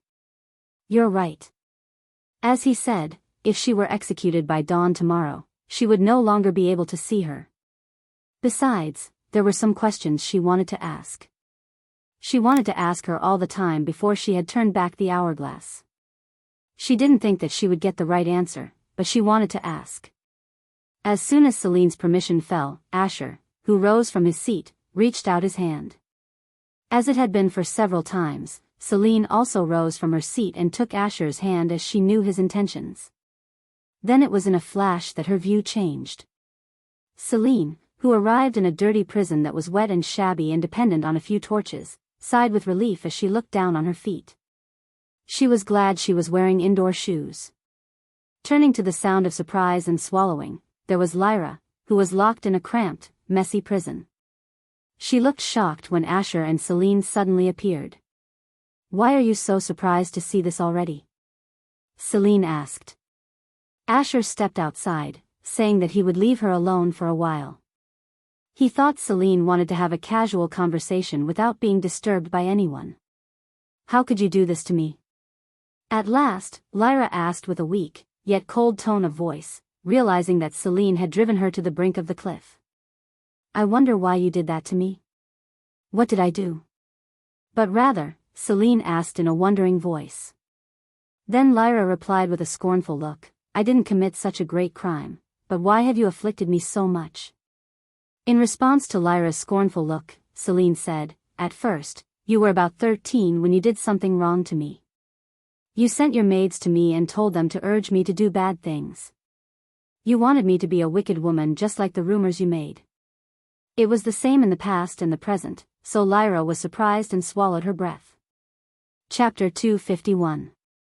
And I was so stupid that I did something mean to you as the maids wanted. I couldn't even figure out what they were doing, so there were more people who thought I was the wicked woman in the rumor. But from here, it was a story she didn't remember, so Lyra furrowed her forehead. What on earth are you talking about? Celine continued, Everyone praised me that way. They blamed me for being a stupid villain inside, but on the outside, they praised me that I was more beautiful than you. In fact, I was just a puppet with nothing but appearance. I don't know what you're talking about. So I became more and more crooked, and I became a wicked woman who bullied my sister and filled my inferiority complex. It was all thanks to you. Celine's expression of composure soon collapsed as she said that far. She pretended to be lucky all the time and to be okay, but she was caught in resentment and anger by looking back on her horrible past. Turning back the hourglass had not erased the experience of her mother's death. The experience of beheading had not been lost either. The misery, inferiority, anger, and injustice had been all clearly carved into Celine's head and chest, with everlasting clarity. I wouldn't have come back like this if you had done that far. I would have ended after living foolishly and just being a stupid villain. Why did you make me and my mother so miserable? What the hell is the status? What is that? You made me turn the hourglass with a resentful and unjust mind. The mourning in her heart, which had been waiting for a very long time, reached the ears of Asher, who was a little way beyond the prison. It was lamentable enough to break the heart of Asher, who had never experienced it. But it was an incomprehensible cry for Lyra, so the cry of losing its destination went around the prison and quickly died down. It was a useless cry. You wouldn't know if I said this. Before I turned the clock, it is the past you don't know. It's the miserable past that only I know. Celine said while brushing her own cheek as if she were taking off her feelings. And Lyra stared at her with a face as if she were seeing a crazy person. The wicked woman is really gone mad. She is delusional and has lost her mind. Are you just saying that you've made me do this with that delusion? When Lyra asked about her injustice, Celine, who had dispelled all her dirty feelings, made a face again that had always kept herself, telling the truth if Lyra knew or didn't need to know. Delusion? You may not understand if I explain it hundreds of times, but I have the ability to turn back time. Everything I say now is what happened in the past. It happened before I turned back the clock. What the elegant lady of Count Vermont did to kill the dumb villain. You're really crazy. You can't just talk like that without being crazy. Then Lyra exclaimed as if she had been brought to this situation by the delusion and madness of Celine. Rather, she seemed to be the one who was unfairly treated. She still thought lightly of her sins and that she was being treated unfairly. There is the ability to move space, and what's the big deal with the ability to turn back time? If you don't believe it, think about it. Like you said, how could the daughter of a stupid prostitute suddenly build her power and amass her fortune as if she had become someone else overnight? If she had the ability to turn back time, wouldn't she have been able to predict the future and do that? What? Celine, who was no longer worthy of dealing with Lyra because she let go of her old feelings and poured out all she had to say, moved to the place where Asher had gone with the last words. She had no more regrets. She had avenged enough, poured out all she wanted to say, and, above all, she had formed personal ties with good people she couldn't even imagine in the past. Although Lyra might find it unfair until the end, it was a satisfactory result. It would be more miserable, painful, and terrifying to die crying out in resentment than to be convinced and regret the past. Will you go back? Yes, thank you. At Celine's expression that she had no regrets, Asher's expression of holding her hand was also satisfying. It was because now, after really finishing everything, there was a future waiting for her to move away from the past and live for herself alone. The next morning, as soon as the darkness was lifted and the sun rose, a guillotine was set up in the square again. It was so rare to execute someone in front of everyone, and those who heard the news gathered in the square in a hurry, shaking off their drowsiness from early morning. They all expected and imagined who had committed something terrible and why the guillotine had been built in the square. Unfortunately, the execution was so sudden that not all the high-profile nobles were present, as was the execution of the aristocratic party. It was partly due to the fact that it was no longer a serious issue. This was because it was the execution of a small, humble girl who had been downgraded to a commoner at best. No one cared about the little girl. Even so, the girl was related to Celine, and some nobles who respected Celine and showed kindness sat in the seats next to the execution table, and onlookers who would enjoy others' misfortunes and deaths for entertainment filled the square. Celine also waited for Lyra, preparing to let go of the terrible past. Looking forward to seeing what Lyra's face would look like, she wiped her eyes with a beautiful handkerchief gifted from Corinne with a very sad face, just as Lyra had done in the past. And Lyra, who appeared with a noisy iron carriage, had a more dazed look than Celine had expected. It was a miserable face worth telling the truth last night. Get down. Lyra pulled out from the carriage by the coercive power of a knight. She was dragged onto the podium, being hit by stones and garbage thrown by bystanders. Now that she had no one else to be her shield, she had to deal with the violence alone. I can't believe that bitch committed another crime. What the hell did she do again? I don't know. But she must have done something terrible and ugly. People's anger flared against Lyra, who was twice brought on the podium. Lyra wondered if she would be excused for not having done it again. She thought she'd make an excuse that she had just done what her sister had ordered to do, but unexpectedly, she looked up and looked at Celine, and she opened her mouth with a very desperate face. She really turned the time. Yuck. However, she was unable to speak and rolled over the floor as the knight pulled the tight rope that was holding her, and he said she should be quiet. Time.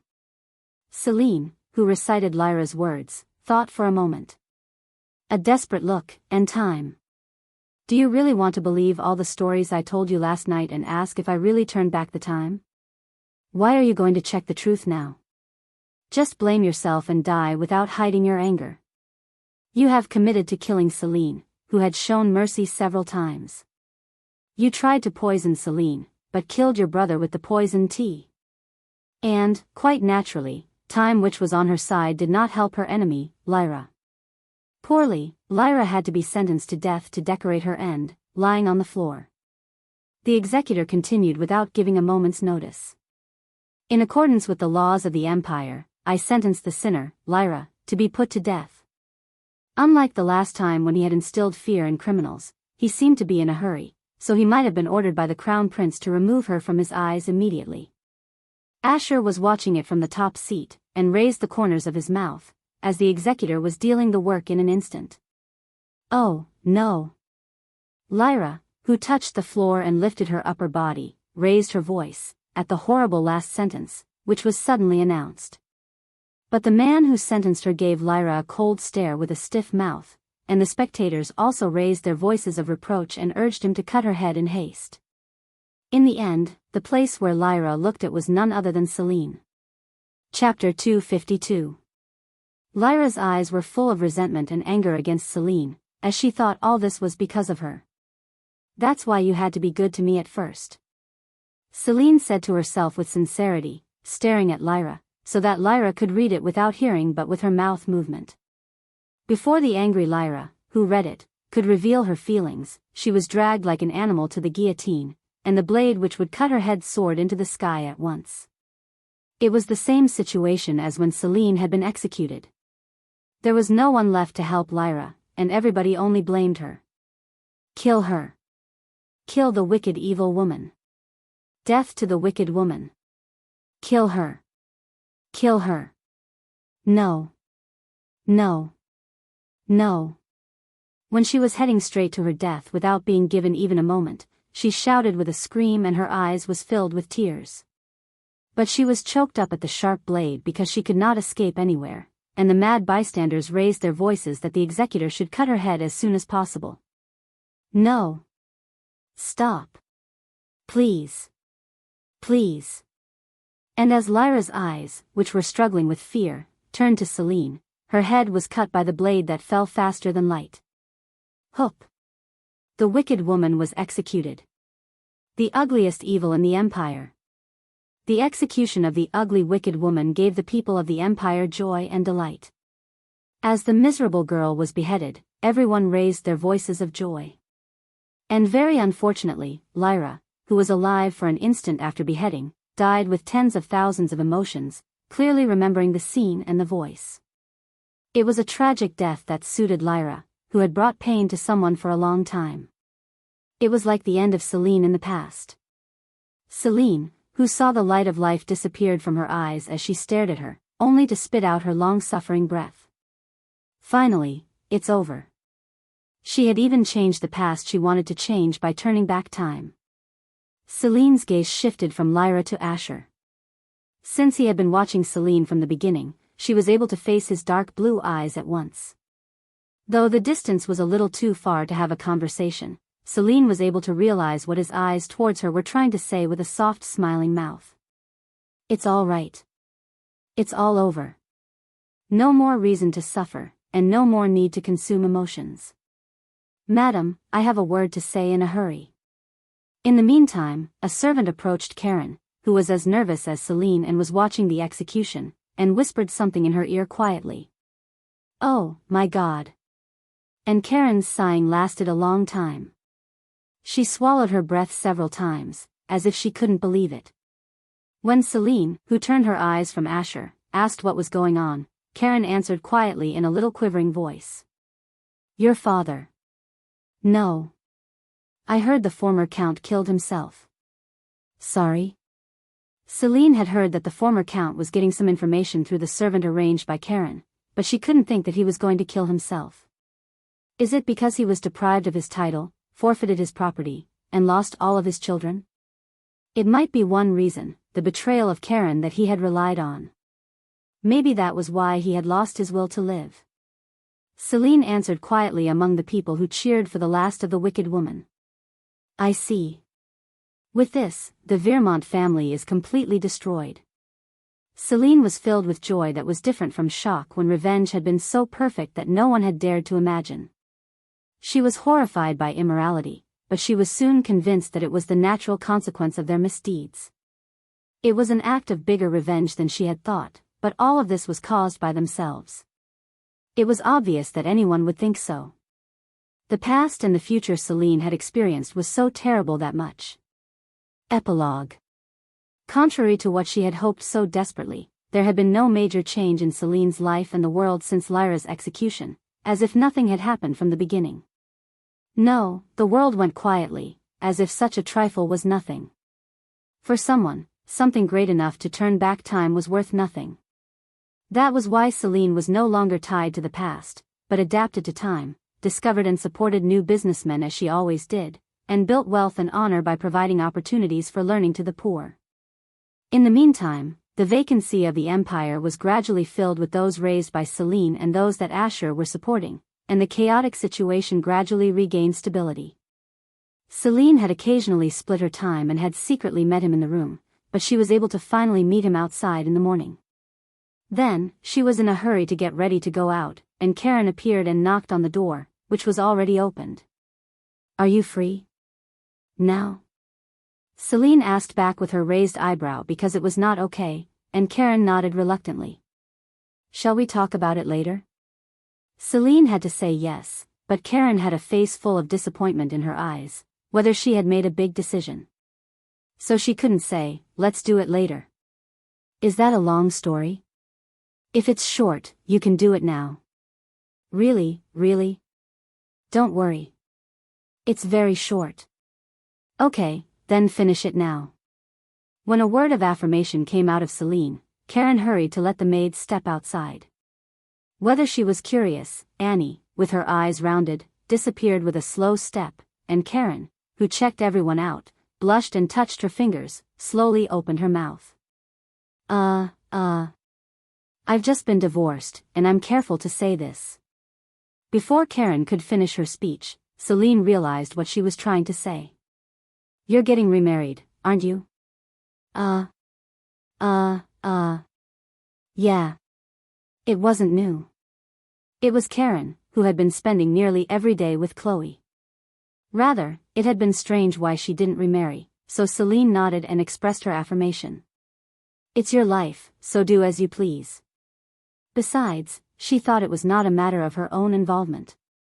Now that Karen no longer had to be attached to money or status, she had to enjoy her life to the fullest. But despite Celine's permission, Karen still had something to say, and rolled her eyes, biting her lower lip. "Well, Celine. Go ahead." Celine replied casually. "What do you have something left to say?" When she urged Karen again because she had to go out, Karen breathed out loudly and opened her mouth carefully. "I'm thinking of leaving for Croa when I get remarried. Won't you come with me?" Celine's face hardened like a lie at her words. "Croa?" "Yes. I think you'd better move with me since you're still a minor." "How can I go to Croa alone without you?" "I'm sure Marquis Renard is waiting for you very much. Shouldn't you meet the people of the family? And you need to arrange the family registry, and you need to show your face to the other nobles of Croa. If Chloe succeeds the title of the Marquis, you will be the only blood in the family." And, unlike Karen, who seemed to have prepared to speak, Celine was still cold and showed no response. It wasn't because she said that she should meet her kin all of a sudden. It was because of the fact that Asher hated this situation. I think Asher would be very disappointed and sad if he knew. When she thought of it and gave no answer, Karen stopped talking and called Celine. "Celine? Celine? Are you listening to me?" Yes. Maybe you don't want to, but I don't want you to live on. I just want you to meet them. I want you to think about it for you. I don't know anything else, but it's a necessary procedure to arrange the family registry." Karen, who left Celine still unanswered, quietly walked out of her room, because it was a matter that could not be immediately answered. It was almost time for Asher to arrive. However, Celine was lost in thought alone, not even thinking of calling back the maids into her room. It was necessary to arrange the family registry as Karen said. Even if Karen didn't remarry, she would be better off as the granddaughter of the Marquis of Renard in many ways than remaining a commoner. Of course, even if she remained a commoner, it would no longer be discriminated against or treated harshly, but it was better to do so when considering the further future. It would be better to be a lady of the marquis family of a foreign country than the crown princess from a commoner. Chapter 253. So wouldn't it be alright if I come back from Croa after just clearing up my identity? It won't take long and Asher would understand it. Celine thought so. I'd better use what's available. Since Karen's remarriage had already been decided, she needed to visit Croa to attend it. Celine, who reached the conclusion of a quick resolution in the meantime, soon rose from her seat at the sound of a carriage heard through the window. Miss? Are you going out like that? Annie asked Celine, wondering because she had not called back the maids and finished dressing up. Jessica also looked a little disappointed when she realized Celine's intentions. The same was true of other maids. I don't have much time, and I think Mr. Asher will arrive soon. Celine replied vaguely. Since she had been busy from the morning anyway, all she had left was combing her hair a little more or looking for accessories to match. This was not the time to waste her time doing such a useless thing. It was because she had to share an important story with Asher. But it's okay. I get it, Mississippi. The carriage hadn't even arrived yet, but Celine hurried downstairs. The sight of Asher's carriage reflected the sun and quickly approached the mansion. As it was so colorful that it seemed to hurt her eyes, and the maids who followed Celine quickly erased their regretful faces and burst into laughter. You've come to meet me. Soon Asher's carriage arrived, and because of Celine, who had been waiting for him in advance, he smiled as if he was happy. It was a pleasant smile as if there were no more worries. What's the matter with your bad expression? Yes? Nothing. Soon, however, Asher, who noticed a strange look in Celine's expression, frowned. She said no, but he found out that it was not. I see. Asher reached out to the denying Celine. He said he was convinced, but he looked as if he were going to ask why later. She then took his hand and climbed into the carriage with his escort. Then, unlike when he had come to the mansion, the carriage began to move very smoothly and carefully. The slow movement seemed to be the driver's effort so that they could have a friendly chat because they met after a long time. It's a good day. That's right. I have all the new nobles on the empty land. Some of them are the first to manage the land, so I'm going to send professionals to help them. I see. I'm glad things got sorted out sooner than I had thought. Yes, there were those who I had thought ahead with your help. I'm so glad it's over before the fall. That's right. Yes. But unlike such drivers' efforts, there was a great deal of awkwardness in the carriage. It was because Asher waited for Celine to bring up the story she was hiding, and Celine thought about how to speak. Eventually, the conversation stopped and the carriage became silent, so Celine, who was measuring timing, opened her mouth carefully. I think I have to go to Croa. At her words, Asher swallowed his breath. He wished it wasn't just that. But he couldn't say that, so he nodded with his mouth shut. As she had met her biological father, she had to visit his family eventually anyway. It was a natural step. But contrary to what he was convinced, it was true that he was disappointed, so his expression was quite gloomy. I think my mother is going to remarry. I'll be right back after the wedding. I have a lot of work to do, so I can't stay in Croa for long. Celine then tried to make excuses. It was also true. If she added up the past before turning the hourglass, she had no reason to stay long because she had not seen one another for more than 30 years. All she needed to do was to say a few words, and she was going to do it. I hope so. But as if he didn't think so, he gave a very significant answer. He seemed to imagine a situation in which Celine could not do so. So please don't worry about it, and I want you to prepare a gift for me who will be an adult.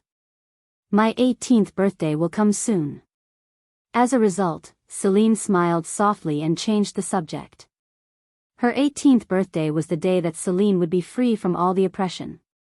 It was also the day Celine and Asher waited so long. I hope you'll have something great ready. It's such a great gift that I'll forget everything you're worried about. To relieve Asher's anxiety, Celine whispered her much-anticipated gift she had hoped for so much, and he stared at Celine, stunned and speechless as if he hadn't made a gloomy look. He made a stunning look as she did not expect Celine to bring up the story first. Then Celine swallowed a smile and continued, as Asher showed the desired response. As I've told you before, I'm looking forward to seeing a very fancy and grand gift, more than this wagon. Eventually, there was strength put firmly in the hands of Asher, who was holding her hand, even before Celine had finished speaking. The pupils of his eyes turned dark blue, and she could see the tips of his ears turning red. You were worried that the world was falling apart until now. When Celine, who was satisfied with his frank response, smiled in a low voice, Asher regained his consciousness and answered, kissing the hands of Celine which he was holding. I will prepare a wonderful and colorful gift that you can't compare to the carriage.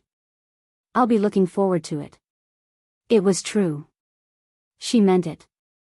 Rather than meeting relatives who she had not seen one another for 30 years, she expected the gift he would give. It was because she was leaving for Croa to be a little happier with Asher in the first place. And since Celine had never felt any affection for her family or kin in her lifetime, she believed she could come back after a really simple procedure. The day off to Croa was scheduled faster than she thought. It was as fast as it had already been set, as if her mother had decided everything in the first place and had it all scheduled within that day, and then notified Celine. She had no other complaints because it was predictable. It was because Karen always did so. However, she had to soothe Asher a few times as he was disappointed that it was too early. I should come with you. I'm sorry I can't. I hope you have a safe trip. Thank you, Your Highness. And on the day of departure, as she dared to receive the Crown Prince's polite farewell, Karen stammered and answered. At the same time, the knights Asher had arranged to Karen and Celine bowed their heads to pay their respects as if they were the delegation team of a country. The same was true of the servants he had arranged for them. The knights and servants from the Marquis of Renard were a considerable number of people. The people Asher had arranged for them as he had been worried joined together, and it became such a huge group that could be considered a delegation team of a country. I'll be back soon. Don't worry. Just before getting into the carriage, Celine, who approached the dark-faced Asher, took his hand. Nevertheless, his concern still lingered, so she raised her heels and kissed Asher's cheek gently.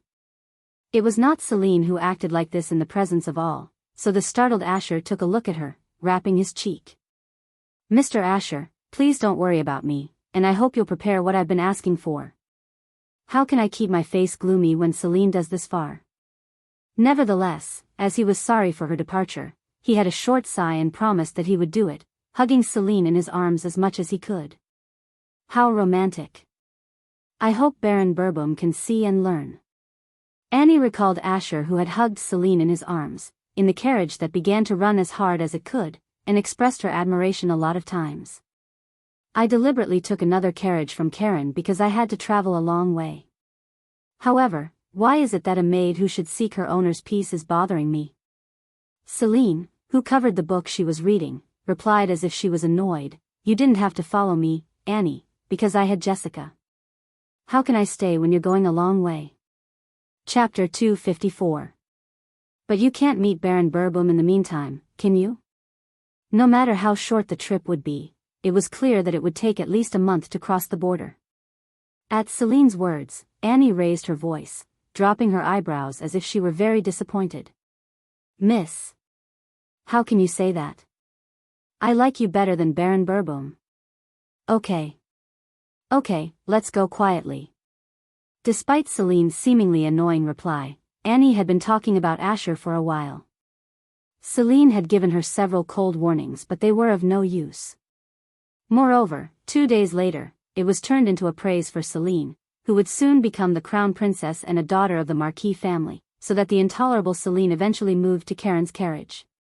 It took more than a week to arrive in Croa because unlike the two, Asher and she, had moved, his ability was not available and there were also many people. Then as soon as they arrived at the mansion of the family of Marquis Renard, Chloe, who had come to meet them, welcomed Karen first, who got out of the carriage. Karen. You had a hard time coming all the way. I'm so sorry I couldn't pick you up in person. What are you talking about? You must have a lot of things to prepare for. How could you have traveled all the way back and forth? Karen, who answered Chloe with a bright face, pretended to be calm but swallowed her saliva as she watched the grand mansion spread out behind him. It was the same for Celine, who followed Karen from the carriage. How can the family of the Marquis of a kingdom, not even an empire, own such a magnificent mansion? Its status was comparable to that of the mansion of the former Duke of Frederick. Come here, please. I've been waiting for you. While Celine and Karen swallowed their words in admiration of the mansion, Marquis Renard and his wife, Violet, walked slowly from behind Chloe. She's Celine, Chloe's child. Violet, who first met Celine, looked as if she were crying, unlike Marquis Renard, who had already met Celine once. It didn't match for an elegant, fine woman who had been once a member of the imperial family. And so it was. Celine stared at Violet without a moment's surprise that the man whom she had met as an acquaintance of Vika was Marquis Renard. Why is she showing such a mournful and emotional look towards me? It was a very unfamiliar face to Celine. If you don't mind. May I hold your hands? Violet, who came close to Celine, asked very carefully, what's so important about holding hands? Yes, madam. As Celine nodded calmly, Violet held out her faint trembling hands and took Celine's hands. How smooth. I had such a beautiful granddaughter, but I've been completely unaware of her. How could such a thing? Then, Violet put her hands on her cheek and cried, and Celine couldn't speak with a faint frown on Violet's crying face, at the very strange feeling she ever felt for the first time in her life. Do you want me to show the mansion around? Violet, who had held Celine's hands for a while, stopped crying and asked Celine with high expectations. If she could, she would introduce not only the mansion but the entire kingdom of Croa. But because of encountering her unexpected emotion, Celine did not want to be with Violet anymore. No, I want to rest. So when she shook her head and refused, Violet began to panic, saying she was too inconsiderate. Oh, my God. You've come all this way, and I didn't think about it. You need to rest and recover your strength before you look around the mansion. Madam, you don't have to worry about it too much. She's just arrived.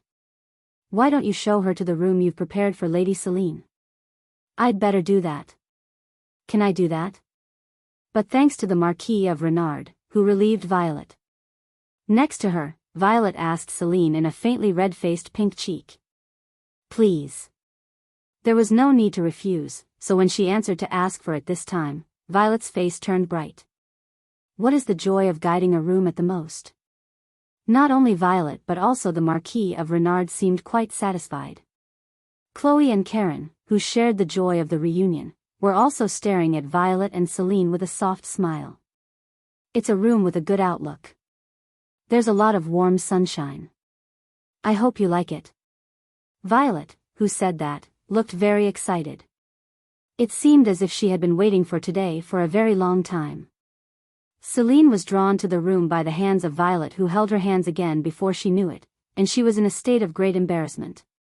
Passing through a huge door that seemed impossible to open without the help of the servants, the antique decorated interior came into her eyes at a glance. There were no ornaments made of gold or jewels, but each one was filled with luxuries beyond recognition. Passing them up the stairs, she could reach the room Violet had prepared. The room she had prepared for Celine was on the third floor, the uppermost floor of the mansion. As she said, the scenery around the mansion was beautiful, and she could overlook the surroundings. The large room, which now looked twice as large as the room being used in the Empire, was neatly arranged with furniture of soft colors and curves that girls might like. Of course, her ages inside and outside were different and it was not her taste, but the room was filled with sincerity and hard work of the decorator, so she watched it in silence. Violet noticed that Celine liked the room she had decorated, and she said with a bright smile, I'll send a maid when the meal is ready. Until then, take a rest. Yes. Still, Violet, who was hesitating to leave and stared at Celine even after she had told Celine to rest, closed the door and disappeared with the Marquis of Renard, who had gently held her hand. Oh, my God. Miss. I've never seen such a beautiful room. As soon as the door was closed and blocked from the outside, Annie screamed and made a fuss. It was natural because the room Violet had prepared for Celine was much wider and more luxurious than any of the masters she had ever attended. It was so much more amazing than today's Celine's room, which had been praised for its beauty thousands of times, and Jessica also looked around the room with admiration. Miss, are all the nobles of Croa living in such a great mansion? Well, no. I don't think so. She would have said yes if she had been in the past that she hadn't known anything. However, as she was supporting entrepreneurs and became proficient in the flow of money and the market, she could see that the mansion was far beyond the average level of nobility. Celine turned her eyes out of the window. Although the garden was already perfectly organized, she could see gardeners busily moving around and grooming it. She couldn't take her eyes away from it for a long time, as it seemed like their decree will not show a blemish to the family from afar. The mansion of the Marquis of Renard was a little uncomfortable for Celine, unlike what they had prepared with sincerity. The mansion itself was not uncomfortable. It was the people of the Marquis of Renard who were uncomfortable. Do you like dessert? Especially Violet was uncomfortable to her. Yes. When asked how many times already, Celine replied with a small sigh. Violet asked if Celine was okay or pleased with whenever she did something. Even though she was now familiar with the interests and favors of the people around, she was so burdened that she did not want to leave the room. Do you like seafood? Yes. Then, I'd like to have seafood for dinner. Come to think of it, do you like cake? I like it. Then I'll have to prepare the sweetest and softest cake in Croa, too. For the cake, milk tea is matched the most. Is milk tea okay? Yes. She was so talkative and asked many questions that she couldn't be seen as the Marquis. Of course, it was limited to Celine. However, to Karen, who had visited the mansion together, Violet maintained an elegant and noble attitude that was gentle but no different from any other nobles. She literally acted, not crossing the line. Therefore, she realized that Violet's original personality was not like that, so Celine felt so much more burdened that she was in the room to avoid her. Chapter 255. The Marquise must really like you, Jessica said, looking at the refreshment table set up by a group of maids. She also expressed her admiration about how it looked so delicious. Unlike Celine, who was under pressure, Jessica and Annie seemed to be happy that the people of the Marquis family devoted themselves to Celine. In addition, the excessive hospitality was so great that Jessica and Annie, not Celine, were enjoying the luxury. Miss, can I eat this strawberry cake? Celine nodded casually at Annie's question. It was a cake that Celine did not even eat anyway, so was the cookie. It was all up to Jessica and Annie because Celine had not touched them at all. How can it be so delicious? It's like I became a noblewoman. I'm so happy. Annie, who quickly finished 2 slices of cake, said, drinking warm milk tea. Jessica also agreed and put the cookies in her mouth. I never thought I'd do nothing even if I only did the simple serving, and I never dreamed that I would enjoy luxury without doing anything like this. They could say that because when they had a moment to do so, the maids of the mansion brought new tea or arranged their rooms even before Jessica and Annie did something. That's right. I never dreamed it would be like this. There had been a time when she had thought it would be a good thing if they weren't disturbing. There had been a time when she had suspected that they were trying to use her reputation. Even though they were the family of the Marquis, as they were the one of a kingdom much smaller than the Empire, she thought she must have had a better lead. But now she realized it was an arrogant idea. Unlike the dumb and foolish nobles Celine had ever met and seen so far, the nobles of the Renard family were real aristocrats, although they just showed her a little too much favor. Do you hate this place? Jessica asked carefully if she didn't like it because Celine's expression was not quite clear. Well, she couldn't clearly say that she didn't like it.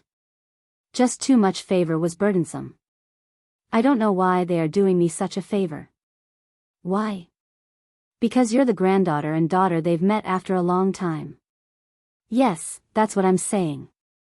17 years have passed since I was born, and we haven't even been aware of each other's existence, and I don't know why they are doing this to me all of a sudden." At Celine's words, Jessica opened her eyes wide. It looked that she didn't understand her question. So Annie, who was eating the cake next to her, replaced Jessica and gave Celine an answer. "That's because you are a family." "Is it because we are a family?" "Yes, that's what family is all about. Whether you're away or not, you're the only one who they like and can trust without a doubt." Jessica nodded in agreement. Celine frowned. Where is such a being in the world? It was natural for the family to be more attentive to those who benefited. In addition, it was a human being who used others to fulfill his or her selfish interests whenever he or she had a chance. Right now, if she looked back on Jessica, she had been very disappointed as she had helped Lyra. In addition, Lyra had even pushed her father down the stairs. Karen hadn't even looked at Celine when she was a prostitute. She still didn't take care of her very carefully. On the contrary, the only one that took care of and thought of Celine was Asher, who had no blood ties to her at all. He was not yet a family, so she couldn't understand that they always believed in and liked her because she was a family member. Sometimes they can betray their family. Just like Lyra. That's true, but it's only a small part. Sometimes it's family that they find last after betraying. The same goes for family who have been betrayed. Come to think of it, the former count had been betrayed by Lyra, but he had followed her to death at the end.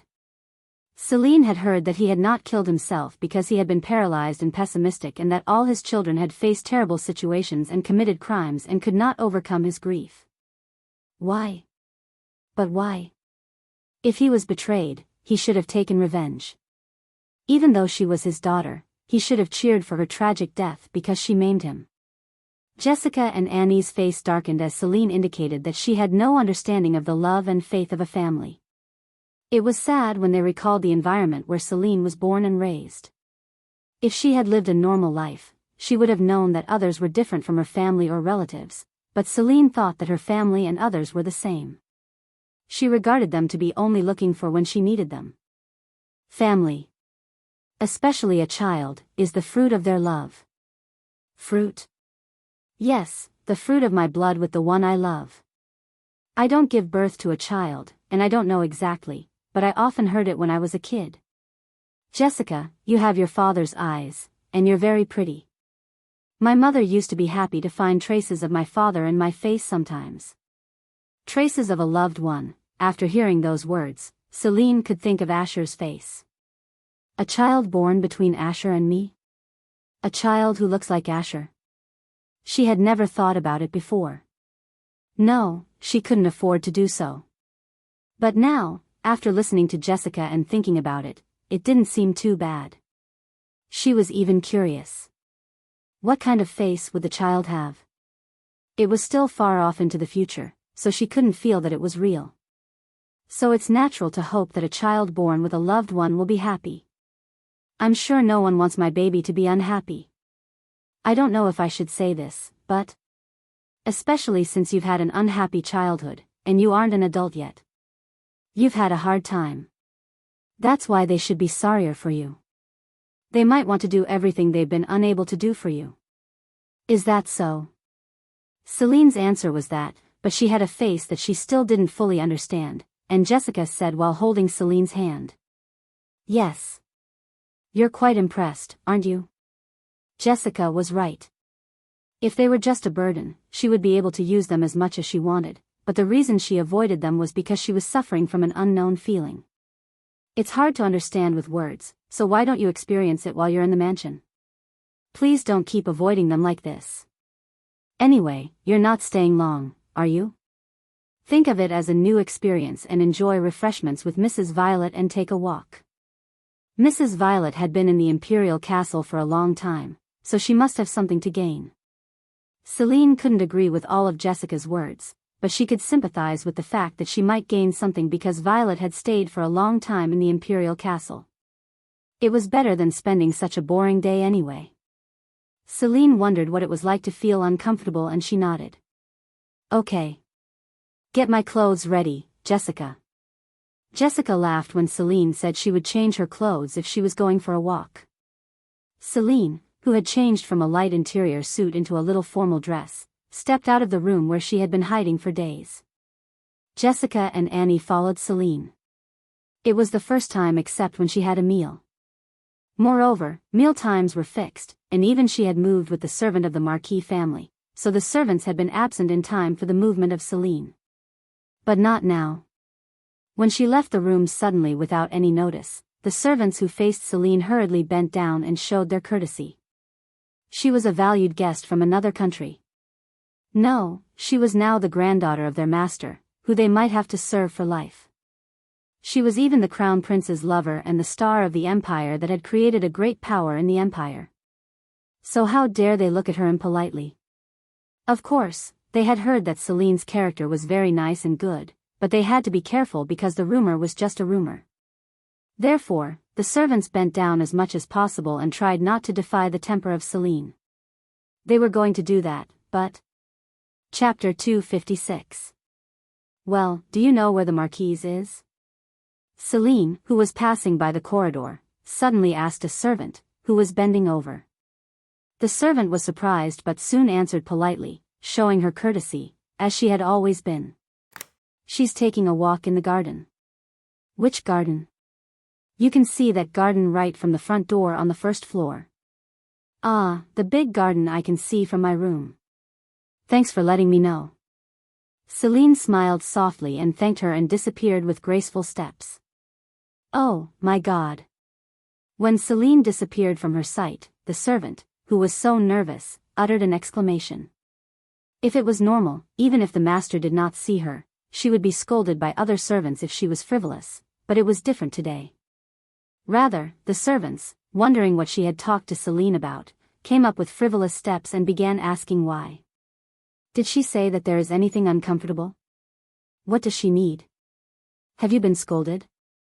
The question originated from the speculation that the crown prince's lover and granddaughter of the strict Marquis of Renard might have such a character. They were also appropriate questions since she had arrived at the mansion and stayed in her room, not hanging out with anyone except for meals. With these questions, the servant, who had a conversation with Celine, slowly shook her head and answered with a misty look, no. She asked where the Marquise is.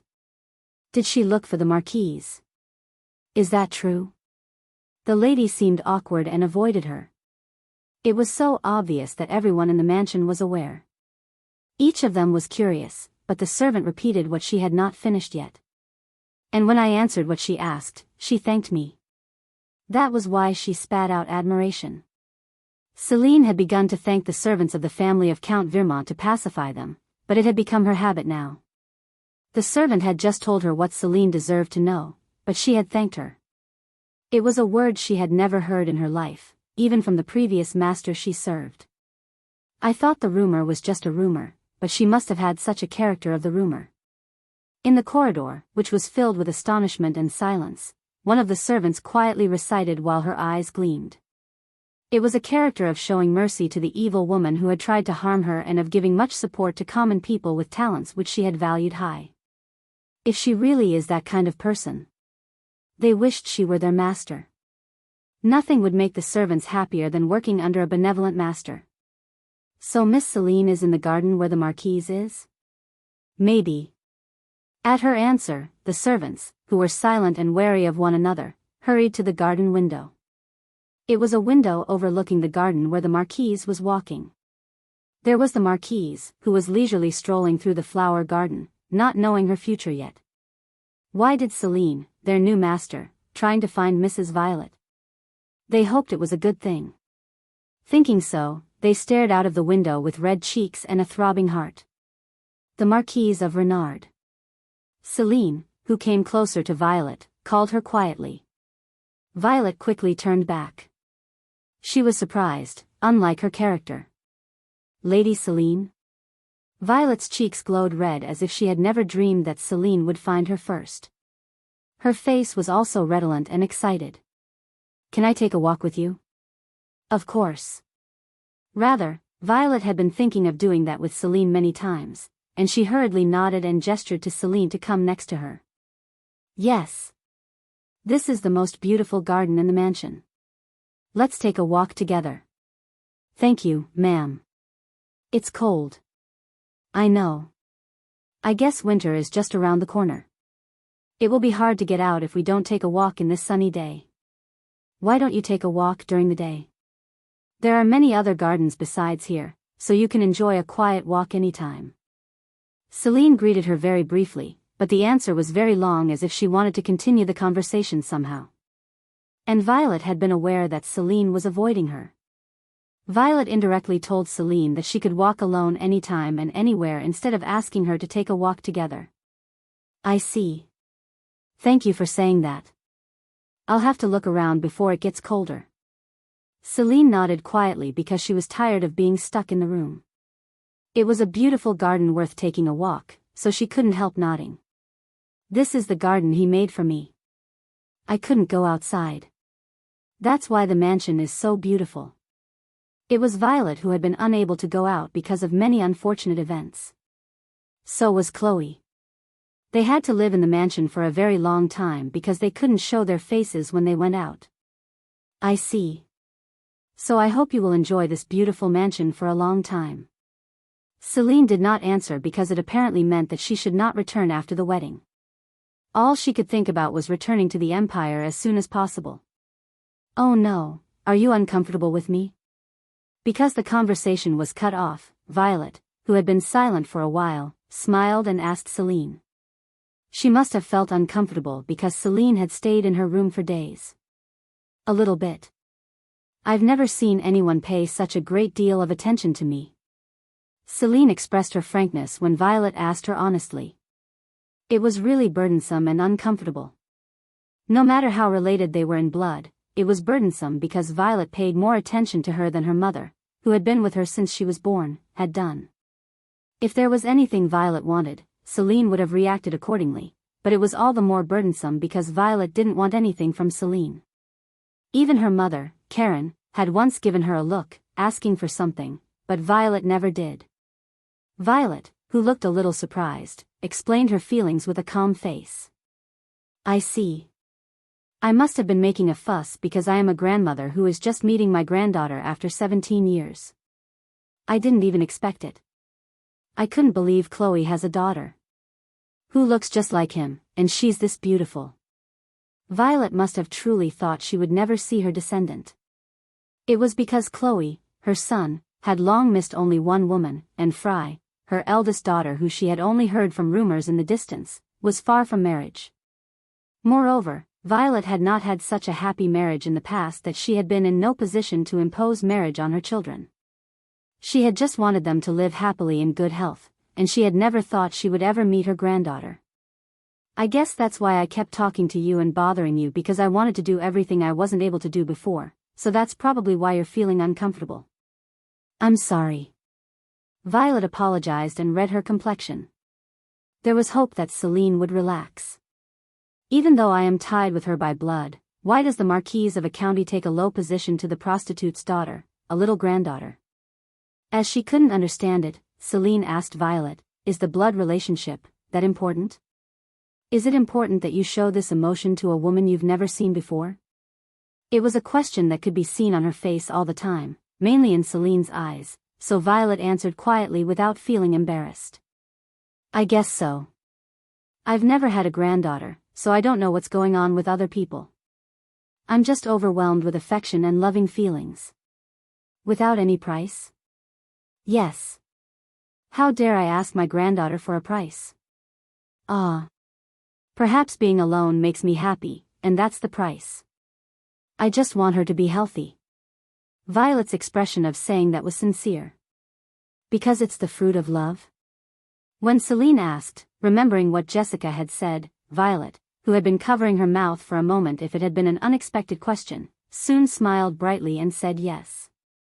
It's a romantic expression. That's right to say. Chloe, the fruit of my loved one, met his lover and achieved the same result, like me. I see. And it's like my alter ego and child. You may not think so, but your ears look just like mine. My ears? Ears? Surprised, Celine touched her ears and turned her eyes to Violet's ears. She could see ears with a little yet soft curve. Do those ears resemble my own? Celine was embarrassed because she had never looked closely at her ears. Chapter 257. Yes, if you look closely. They resemble having a cute little spot on their earlobes. It's in Chloe's ears, too. Karen probably doesn't have it. Celine's gaze continued on Violet's ears. Then she could really see a small dot on her earlobes. It was also in Celine's ears. They really look alike. I thought she is a woman with no ties with me. Celine felt strange when she found it. She felt different when she had first seen Chloe. At a glance, he had looked really like herself, so she could accept him as a father without resistance, but not Violet at all. In addition, looking at Violet's face slowly, she felt like Violet resembles Chloe and herself. Once she found a resemblance, many things began to come into her sight. How can I not think of you as my alter ego or my child when we look so alike? No one wants any price from her alter ego or her child to be unhappy. I don't know what other people think, but, at least it's for me. Is that so? Yes, so I hope you don't feel too burdened by a free favor. That's what family does. But if you're still uncomfortable, I'll fix my behavior. You won't feel pressured. It would be easier if she answered that Violet would do that. However, she couldn't do it because she felt that the smile of Violet, who was smiling softly and holding her hand, looked true. Violet's smile gave the illusion of seeing Corinne, who had been kind to her without any price. Perhaps Corinne was also hoping for something from Celine, but so far, at least, Corinne, who had always been honest to her, was not the woman who wanted any price. I'll stay a little longer and let you know if it's uncomfortable then.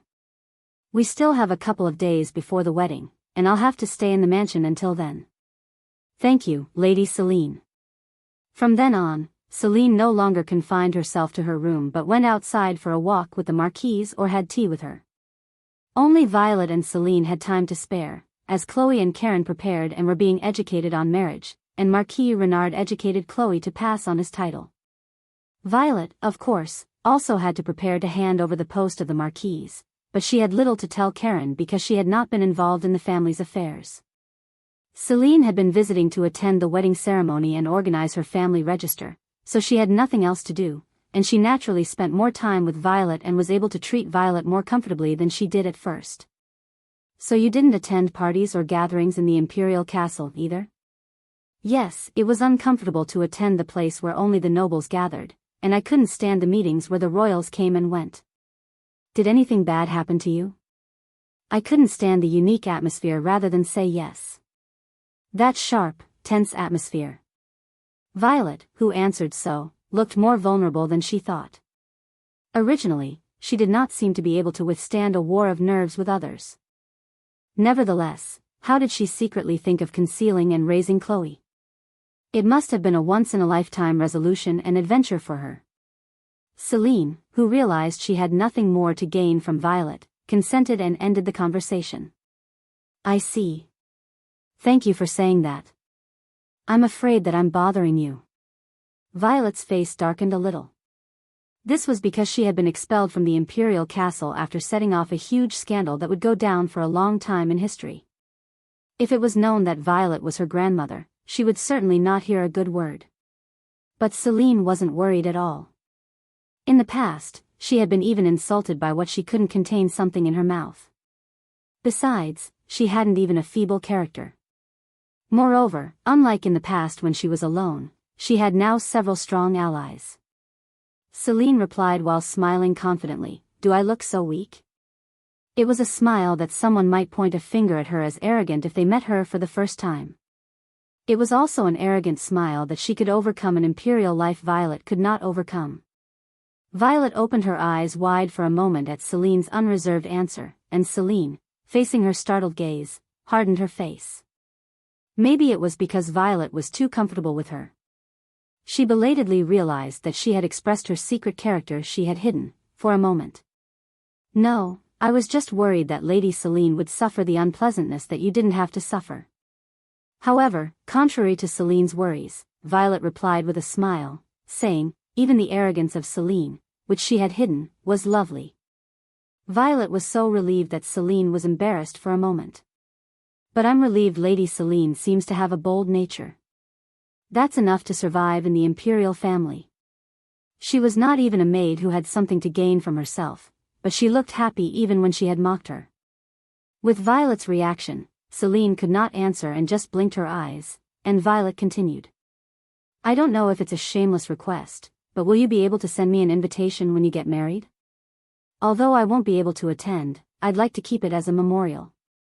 Why can't you attend? How can I attend if there are still people who remember my face? There will be criticism not only on me but also on you. But you're only going to take an invitation and keep it. If you want to attend, you can attend. Selene frowned at the look on Violet's face that seemed to be filled with regret. But I'd say it's not worth it if you are worried about me and do that. As I said, I'm not that weak. Perhaps she didn't know Selene would say such a thing. Violet was surprised with her eyes wide open. And since I don't intend to marry twice like my mother, you won't have another chance. It must have been Violet to regret if she didn't attend, keeping her head down for fear of what didn't happen. Violet gave no answer, dangling her lips at Selene's words. Why am I saying this? It would be fine if I just ignore it. Perhaps there would not come out any gossip if she would not attend, as Violet said, but why am I saying this? But Selene couldn't ignore her considering as others as clean and neat as she thought. It was not a long time, but maybe it was because she had spent time together and talked. I see. Only then did Violet have a gentle smile on her face. It was a sharp accent, but it was thanks to a sense of Selene's innermost thoughts. As expected, you are such a lovely person. Why did she come to such a conclusion? No matter what she said, no matter what she did, Violet only smiled happily, and Selene frowned again on Violet. It was a strange and unseen reaction to Selene. A few days later, at last, the wedding of Chloe, the heir to the Marquis family of Renard, and Karen, was held. All the nobles of the kingdom were highly delighted and attended to celebrate, saying that at last, the Marquis was able to rest. Of course, there were some who did not attend simply to celebrate. Some people attended because they wondered who the heir was and who the Marquise was. They wanted to check that Violet, who had been driven out of the imperial palace, was the Marquise, and that Chloe, the heir, was the child she had through her extramarital affair. The nobles, who visited the Marquis family with that curiosity in their minds, were overwhelmed by an unexpected character they saw there. Who was it? The star of the empire. Vermont Selene? Where is she? She is over there.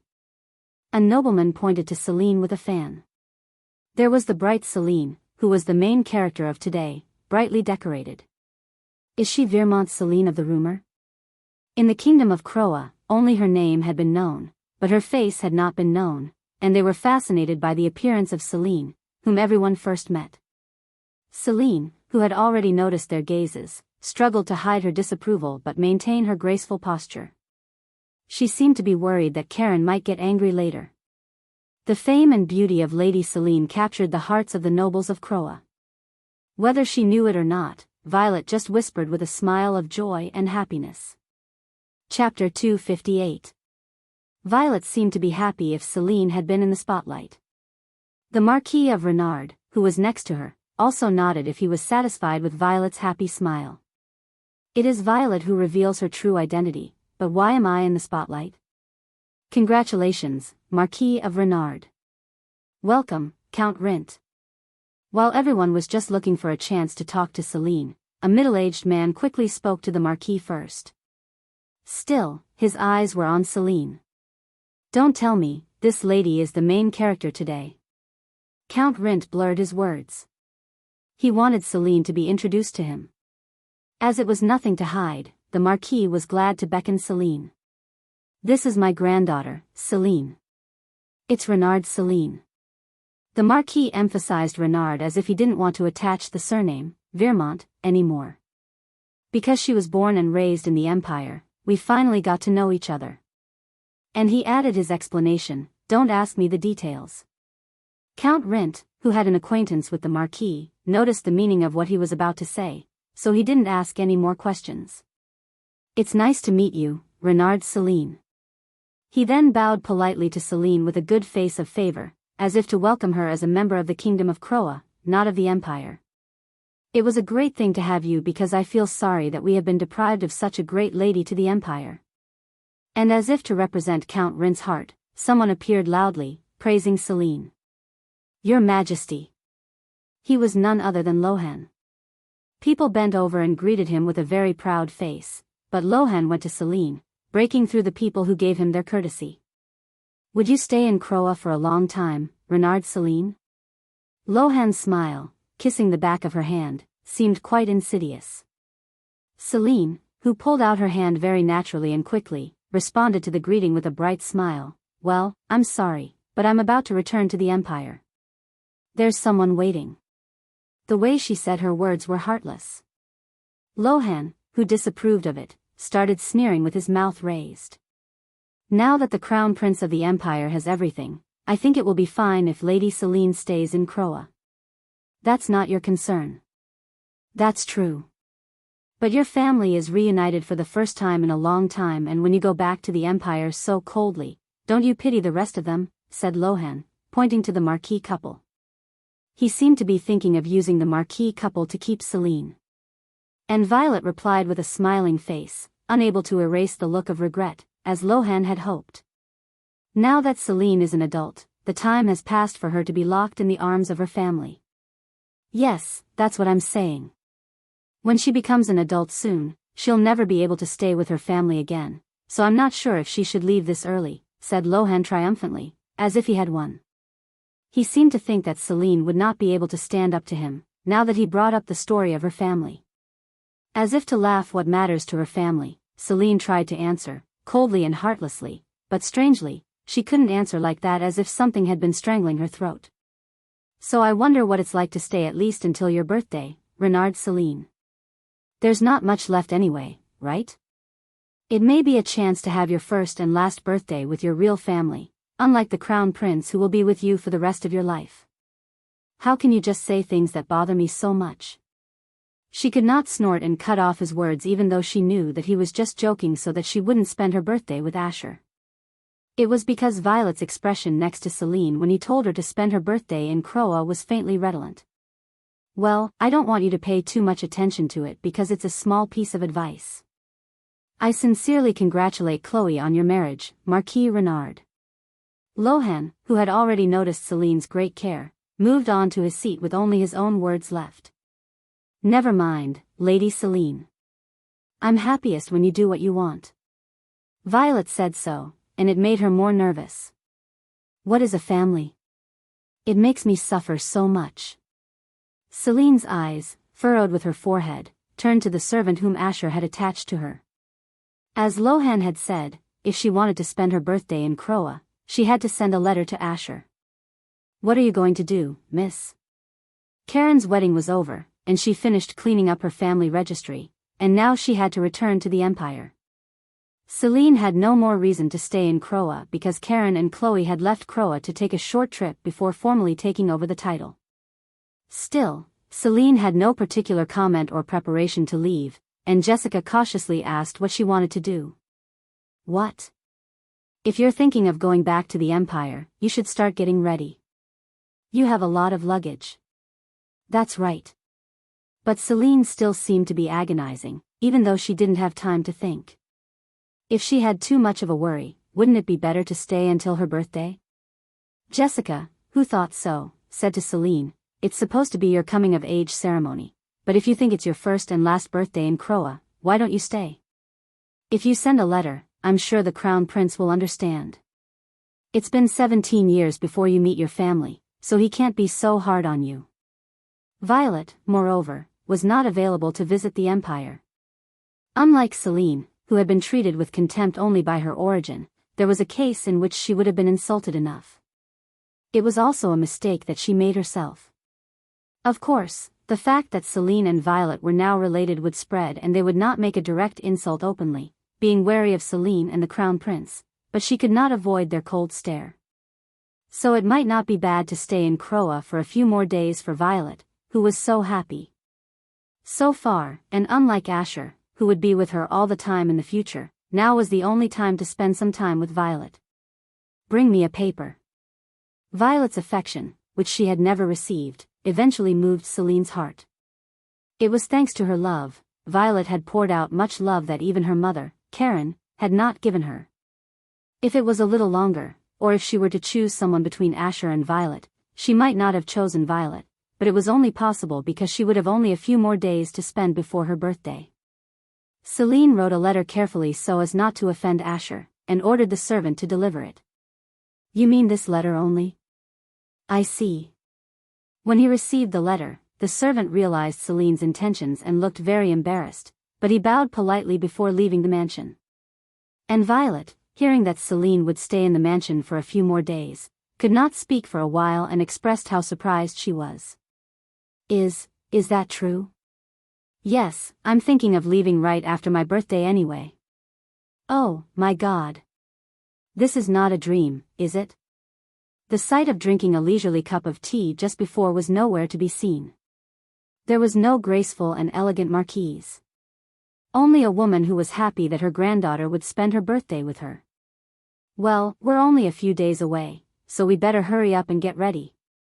Violet, who said so, stood up frivolously. As she said, Celine's birthday was really a few days away, and she got a lot to prepare. As such, Violet, who was in a hurry to get ready, soon came to her senses and asked Celine her opinion, who was going to celebrate her birthday right before her eyes. What kind of birthday party do you like, Lady Celine? I don't care about anything. However, the answer that came back was apathetic. It wasn't meant to be a party for the birthday of other nobles. She couldn't think of any other nobleman who she would invite. Even if the invitation would be made through the network of the Marquis family, she would only draw attention as she had done at Karen's wedding. So it was enough for Celine to just eat quietly with her family. Chapter 259. Violet, however, showed a sign of great disappointment. It was natural because it would be the first and last birthday of her granddaughter, and she wanted to make it colorful and gorgeous as much as possible. Jessica slowly approached Violet as she waited and watched. I've prepared her birthday party, so I know what she likes. Then she quietly, very secretly whispered to Violet. Violet opened her eyes wide in surprise and turned to Jessica. No matter how much she was acknowledged by Celine, she was just a maid, and it was so mean to talk to the Marquise first without her permission, but the story was so interesting that Violet's eyes sparkled. I'm sorry, Lady Celine, but can I finish the tea time now? Something urgent came up suddenly. Violet, who said so, gave Jessica a silent instruction. It seemed to mean to follow her out. Jessica blinked silently to show her affirmation. I see. Okay. As it unfolded right in front of Celine, who had already grasped the whole situation, sighed and nodded. Celine admired Violet's personality and that she had survived in the imperial castle for nearly 30 years. With Violet's action and the proper advice of Jessica, Celine's birthday party was well prepared. As Celine had not expressed her candid feelings at the party after growing up, it was decorated with things she liked when she was a child. Violet, preparing for Celine's birthday party, had a happy face that would make others feel better as they saw, and for a while, there was a lot of laughter in the family of the Marquis of Renard. In the meantime, Celine spent time watching Jessica and Violet, who was preparing for her birthday, and occasionally answered questions about food and color, pretending not to be. The cake is 5-tiered, and the overall color of the party is blue. They were trying to keep it private until her birthday, but it was so obvious that Celine had to pretend she didn't know. Is it necessary to be so grand? Celine could not stop her mouth from rising, though she thought so. It was not the same as when her servants had prepared the party with all their heart and soul.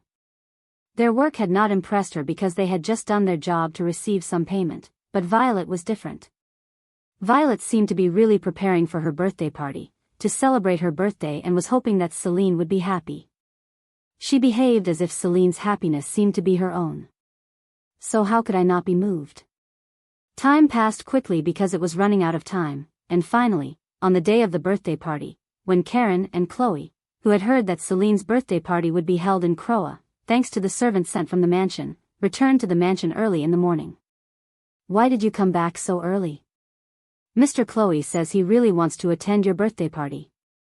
Karen, who was smacking Chloe, seemed to have no other complaint. She also seemed more inclined to celebrate the day when Celine would become an adult than to travel with Chloe. By the way, how could she have prepared so grandly, said Karen, looking around the mansion, and it was still early and there were no visitors yet, so that they could take a leisurely look around the mansion which Violet had prepared with all her heart as much as possible. It looks more brilliant than my wedding, said Karen, glancing playfully. It seemed very natural and pleasant, and such a sight had not been seen in her marriage to Count Vermont, who she had to be wary of all the time and curry favor with him. Well, my mother's wedding was more gorgeous in my eyes, and originally, the other's party looks more brilliant. Celine responded with a playful gesture, and Karen burst into laughter and smiled. Are you going to go back when the party is over? Yes, early tomorrow morning. She had to go back as soon as possible, for she had chosen, disappointing Asher, who had said that he would prepare to give her a great gift. She had sent a letter to him, but she was so uncomfortable. He would not be angry in his character, but he must be sad. At the answer of Celine, Karen replied with a nod. I see. I haven't done much for you, but you've grown up and would live apart. It was the face of a mother, unfamiliar enough to be thought of like the first time, but still, Karen was pretending not to show her sorry. Some might think it was now. However, Celine understood that Karen had not been a good mother the whole time. Celine understood that Karen could not do so. Please don't say that you did nothing for me, and I should thank you for giving me birth and for raising me. Although the days to be put alone had been long, Karen had a choice to throw her away, but she did not abandon Celine until the end and put her beside until she became an adult. Karen had been in a difficult environment, and that was enough for Celine. I have never resented my mother, so don't think about it, rather, I appreciate you. A woman without a husband would not have been easy to raise her child alone. Celine, now that Celine was really an adult and gave an adult answer, Karen could not keep talking. So I hope you live as happy as you are, and don't worry about me. Karen took Celine's hand in silence. It was a completely different look from her, who had always hidden her feelings pretending to be calm and relaxed. In the past, Karen could not avoid her death, but now she found the happiness which she could not imagine in the past, and Celine could not contain her heart either. I know there's a border, but it's right next door, so I'll often go to the Empire. I don't know if I can see you. Who dares to stop the Marquise of Renard, and I have to make time even if I have no time. After all, they ended the conversation, praising each other up, holding hands for a while and checked each other's faces, with a common idea that it was so good that everything worked out well. I congratulate you, Lady Renard. Congratulations on becoming an adult. I saw you at the wedding just a while ago, and I'm glad to see you again. I am glad that such a good woman was the lady of the Marquis family of Renard. Celine, blessed by so many, smiled brightly and thanked them, and it was a sight that could not be imagined in the past since she had been a wicked woman of the century. What was it like when I became an adult in the past? When I looked back, I was not so happy. Celine remembered that she had been drunk and made a fuss. It was a drink prepared by Lyra's maids to congratulate her on becoming an adult.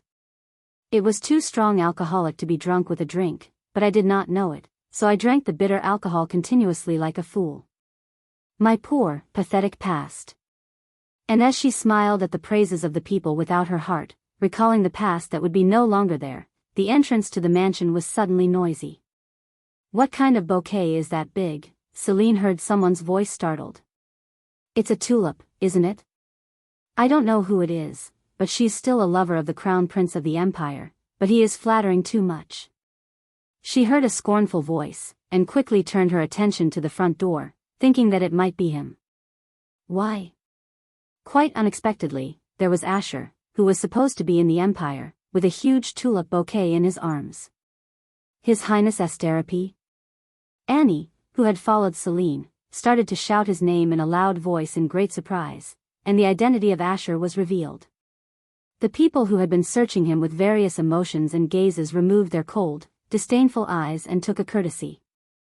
Thanks to that, the inside became silent, and the sound of Asher's footsteps echoed silently in the mansion. And the eyes of those who gazed at him at each step as he stepped out soon followed. He approached quickly to Celine, and as he reached her, he smiled brightly between the bouquet of flowers in his arms. You said she couldn't come, so I came. It was a long distance that he couldn't come so early even if he continued to drive a carriage without a rest, after receiving the letter from her. Chapter 260. And Celine blinked without a word as if she could not believe he had come. She did not look away for a long time, as if she had been hallucinating. Even if he had set out after the letter had arrived, he would not be able to arrive even if he had run on horseback day and night. He would not have left in advance to know she would not return, so there was only one way left. Using his power to move into space from the Empire to Croa. Celine could only think of it, seeing that he had brought only a large but simple bouquet of flowers, and when she realized it, she scrambled to see whether he was okay, unable to control her growing eyes. Oh, my God, are you okay, are you okay? Why are you so reckless? Asher, aware of the hidden meaning in Celine's expression, smiled softly, and answered as if it were casual. Of course, I am fine, for now. Oh, my God. For now? And then it's not okay later? She didn't know how to react, and could not hide her embarrassment with her hand over her mouth. In the meantime, Asher handed Annie a bouquet of flowers in his arms, and then he reached for her, who was still wondering how to react when his hands were free and light. I've been seeing you in a long time, and I am so sad if you treat me so badly. I've come a long way. It's not the time you say that. And, since I've already been here, there is nothing to do now anymore. Shall I go back? Unfortunately, I don't have any strength to do that, and what shall I do? You are really shameless. And what kind of woman can continue to criticize when you have a smile on your face, saying that you can't undo it, knowing I'll worry? Celine, who had been glancing at him with her frowning eyes for a moment, took a small sight and held his hand firmly. Her hands and expression were determined to ask for the price of what Asher had done. Afterward, the feeling that she would never let go of it. Do you like me so much, holding my hand firmly like this? But even that seemed to be fun to him, and his smile deepened. There was no resentment against her, not coming back on her birthday. I've been feeling it lately, but you've changed a lot compared to the first time I met you. I never thought you'd be like this. I only do that to you, and don't you like it? She couldn't have hated a sweet, kind lover. When Celine did not answer, she just glared at himself, and Asher's smile thickened. It was a ghastly but lovely smile. Otherwise, Asher had all the attention of the people gathered, and Celine, who could not show this appearance of Asher anymore, took his hand and approached Violet. I'll introduce her to you. You haven't seen her before. This is my grandmother, Violet. It's good to meet you, Madame Renard. Asher removed his playful smile and greeted her in a very polite manner. Even though his status was far higher, he did not lower his words on the grounds that she was Celine's grandmother. Violet blushed and greeted Asher, who was sure to know her own rumors, but did not care about them, and kept his attitude as a lover's family. You've been struggling to get here a long way, and please make yourself at home and go. Thank you, ma'am, but I don't know if I dare to rest in such a beautiful house, and it will take me days to see. And that was enough to melt Celine's angry heart, and how could she not feel better when he treated her family with a sincere heart? After that, Asher greeted the Marquis of Renard, Karen, and Chloe, and built a favorable relationship with Celine's family. He had no need to build up, but he did his best to communicate with the relatives of Celine and to build up a friendship with them. The people who attended the party were beginning to gather around Asher, in his friendly, gentle manner, for there was no chance of seeing the crown prince of the empire. It's amazing you've cleaned up that great rebel force. All this is thanks to the help of Lady Celine, and it was something I couldn't have done without her helping me. Oh, I heard the emerging powers of Lady Renard filled the vacant seats of the empire. Yes, and all that is in her hands from beginning to end. As expected, she was a great woman, as was the rumor, and how can I express all this joy in words, for she is now a Crowan. The nobleman of Croa laughed and spoke with a happy face, and the nobles who listened to the conversation around them could not hide their joy. They said that Croa would be prosperous, following the empire. But as if the reactions around him were disapproving, Asher, who kept his smooth expression at all times, quickly stiffened his face. I'm sorry, but that won't happen, because she'll be a woman of the Empire again soon, in a very short time. Ah. The aristocrat was nervous and sweating in the sudden change of Asher's tone of voice, and the same were the people who listened to the conversation with a happy face around them. And the atmosphere began to cool as if it had been a cold weather in an instant. Celine, watching from the side, sighed, saying he had a serious look on his face in a strange part. Mr. Asher, I've never had a drink before, so my face is hot and I feel weak, and can you take me to the terrace? She leaned against Asher's arm to revive the ruined atmosphere, whispering quietly. Her eyelashes were fluttering, and she urged Asher to move into the space for the two alone. It was the fastest and most obvious way to get rid of the main instigator. Where in the world is a man who can refuse to do so? Asher, who did not answer, hurried out of the crowded hall, with his hands around her waist. His steps were so impatient that the eyes of the people followed him again, and Celine struggled to swallow her laughter. Are you all right? Then the door to the terrace closed, and Asher, with his worry and subtle feelings, brushed her cheek and asked. His expression meant that he didn't care if she was okay or not. No, it might be the fact that she was so drunk that he wanted her to lean on himself. Indeed, she was really a heavy drinker, and she drank only a little, so she was sober, but as Celine liked his face and his insidious smile, she gently closed her eyes and leaned her cheek against his chest. I don't know. I had a little too much because I was a heavy drinker in the past, but I guess I was mistaken. Asher, facing an unexpected situation, looked down at her, who was leaning on him, for a long time in silence, as if he was being tested. Mr. Asher? You need to sit down. Asher, who had been in conflict, sighed heavily at her call and helped her to a chair. It seemed to be impossible to act rashly because it was the mansion where all her family was. However, Celine wouldn't let go of his hand as he sat her down and went to the other side. And his surprised eyes turned to her. Are you going to sit on the other side, leaving me alone who is so drunk? If I lose my balance and fall out of a chair, what do I do? I have thin bones, and I'm easily broken by a little shock. He had no reason to doubt it, though the drunken woman's tone was not quite clear. No, if he knew it, he was willing to be tempted by her. How can I not be tempted when such a beautiful lover tempts me openly? And now Celine was an adult, and he didn't have to hesitate. Why don't you answer, Mr. Asher? Don't tell me, you don't mind if I get hurt, do you? The answer was already set. Celine urged Asher, who had paused, pulling his hand very weakly, and he was able to resist it at any cost, but he was very easily dragged into her hand. It was so quick that their postures were changed. As if magical, he sat down instead of where Celine had sat, very naturally and quickly, and he sat her on his lap. Then Arya laughed in a low voice.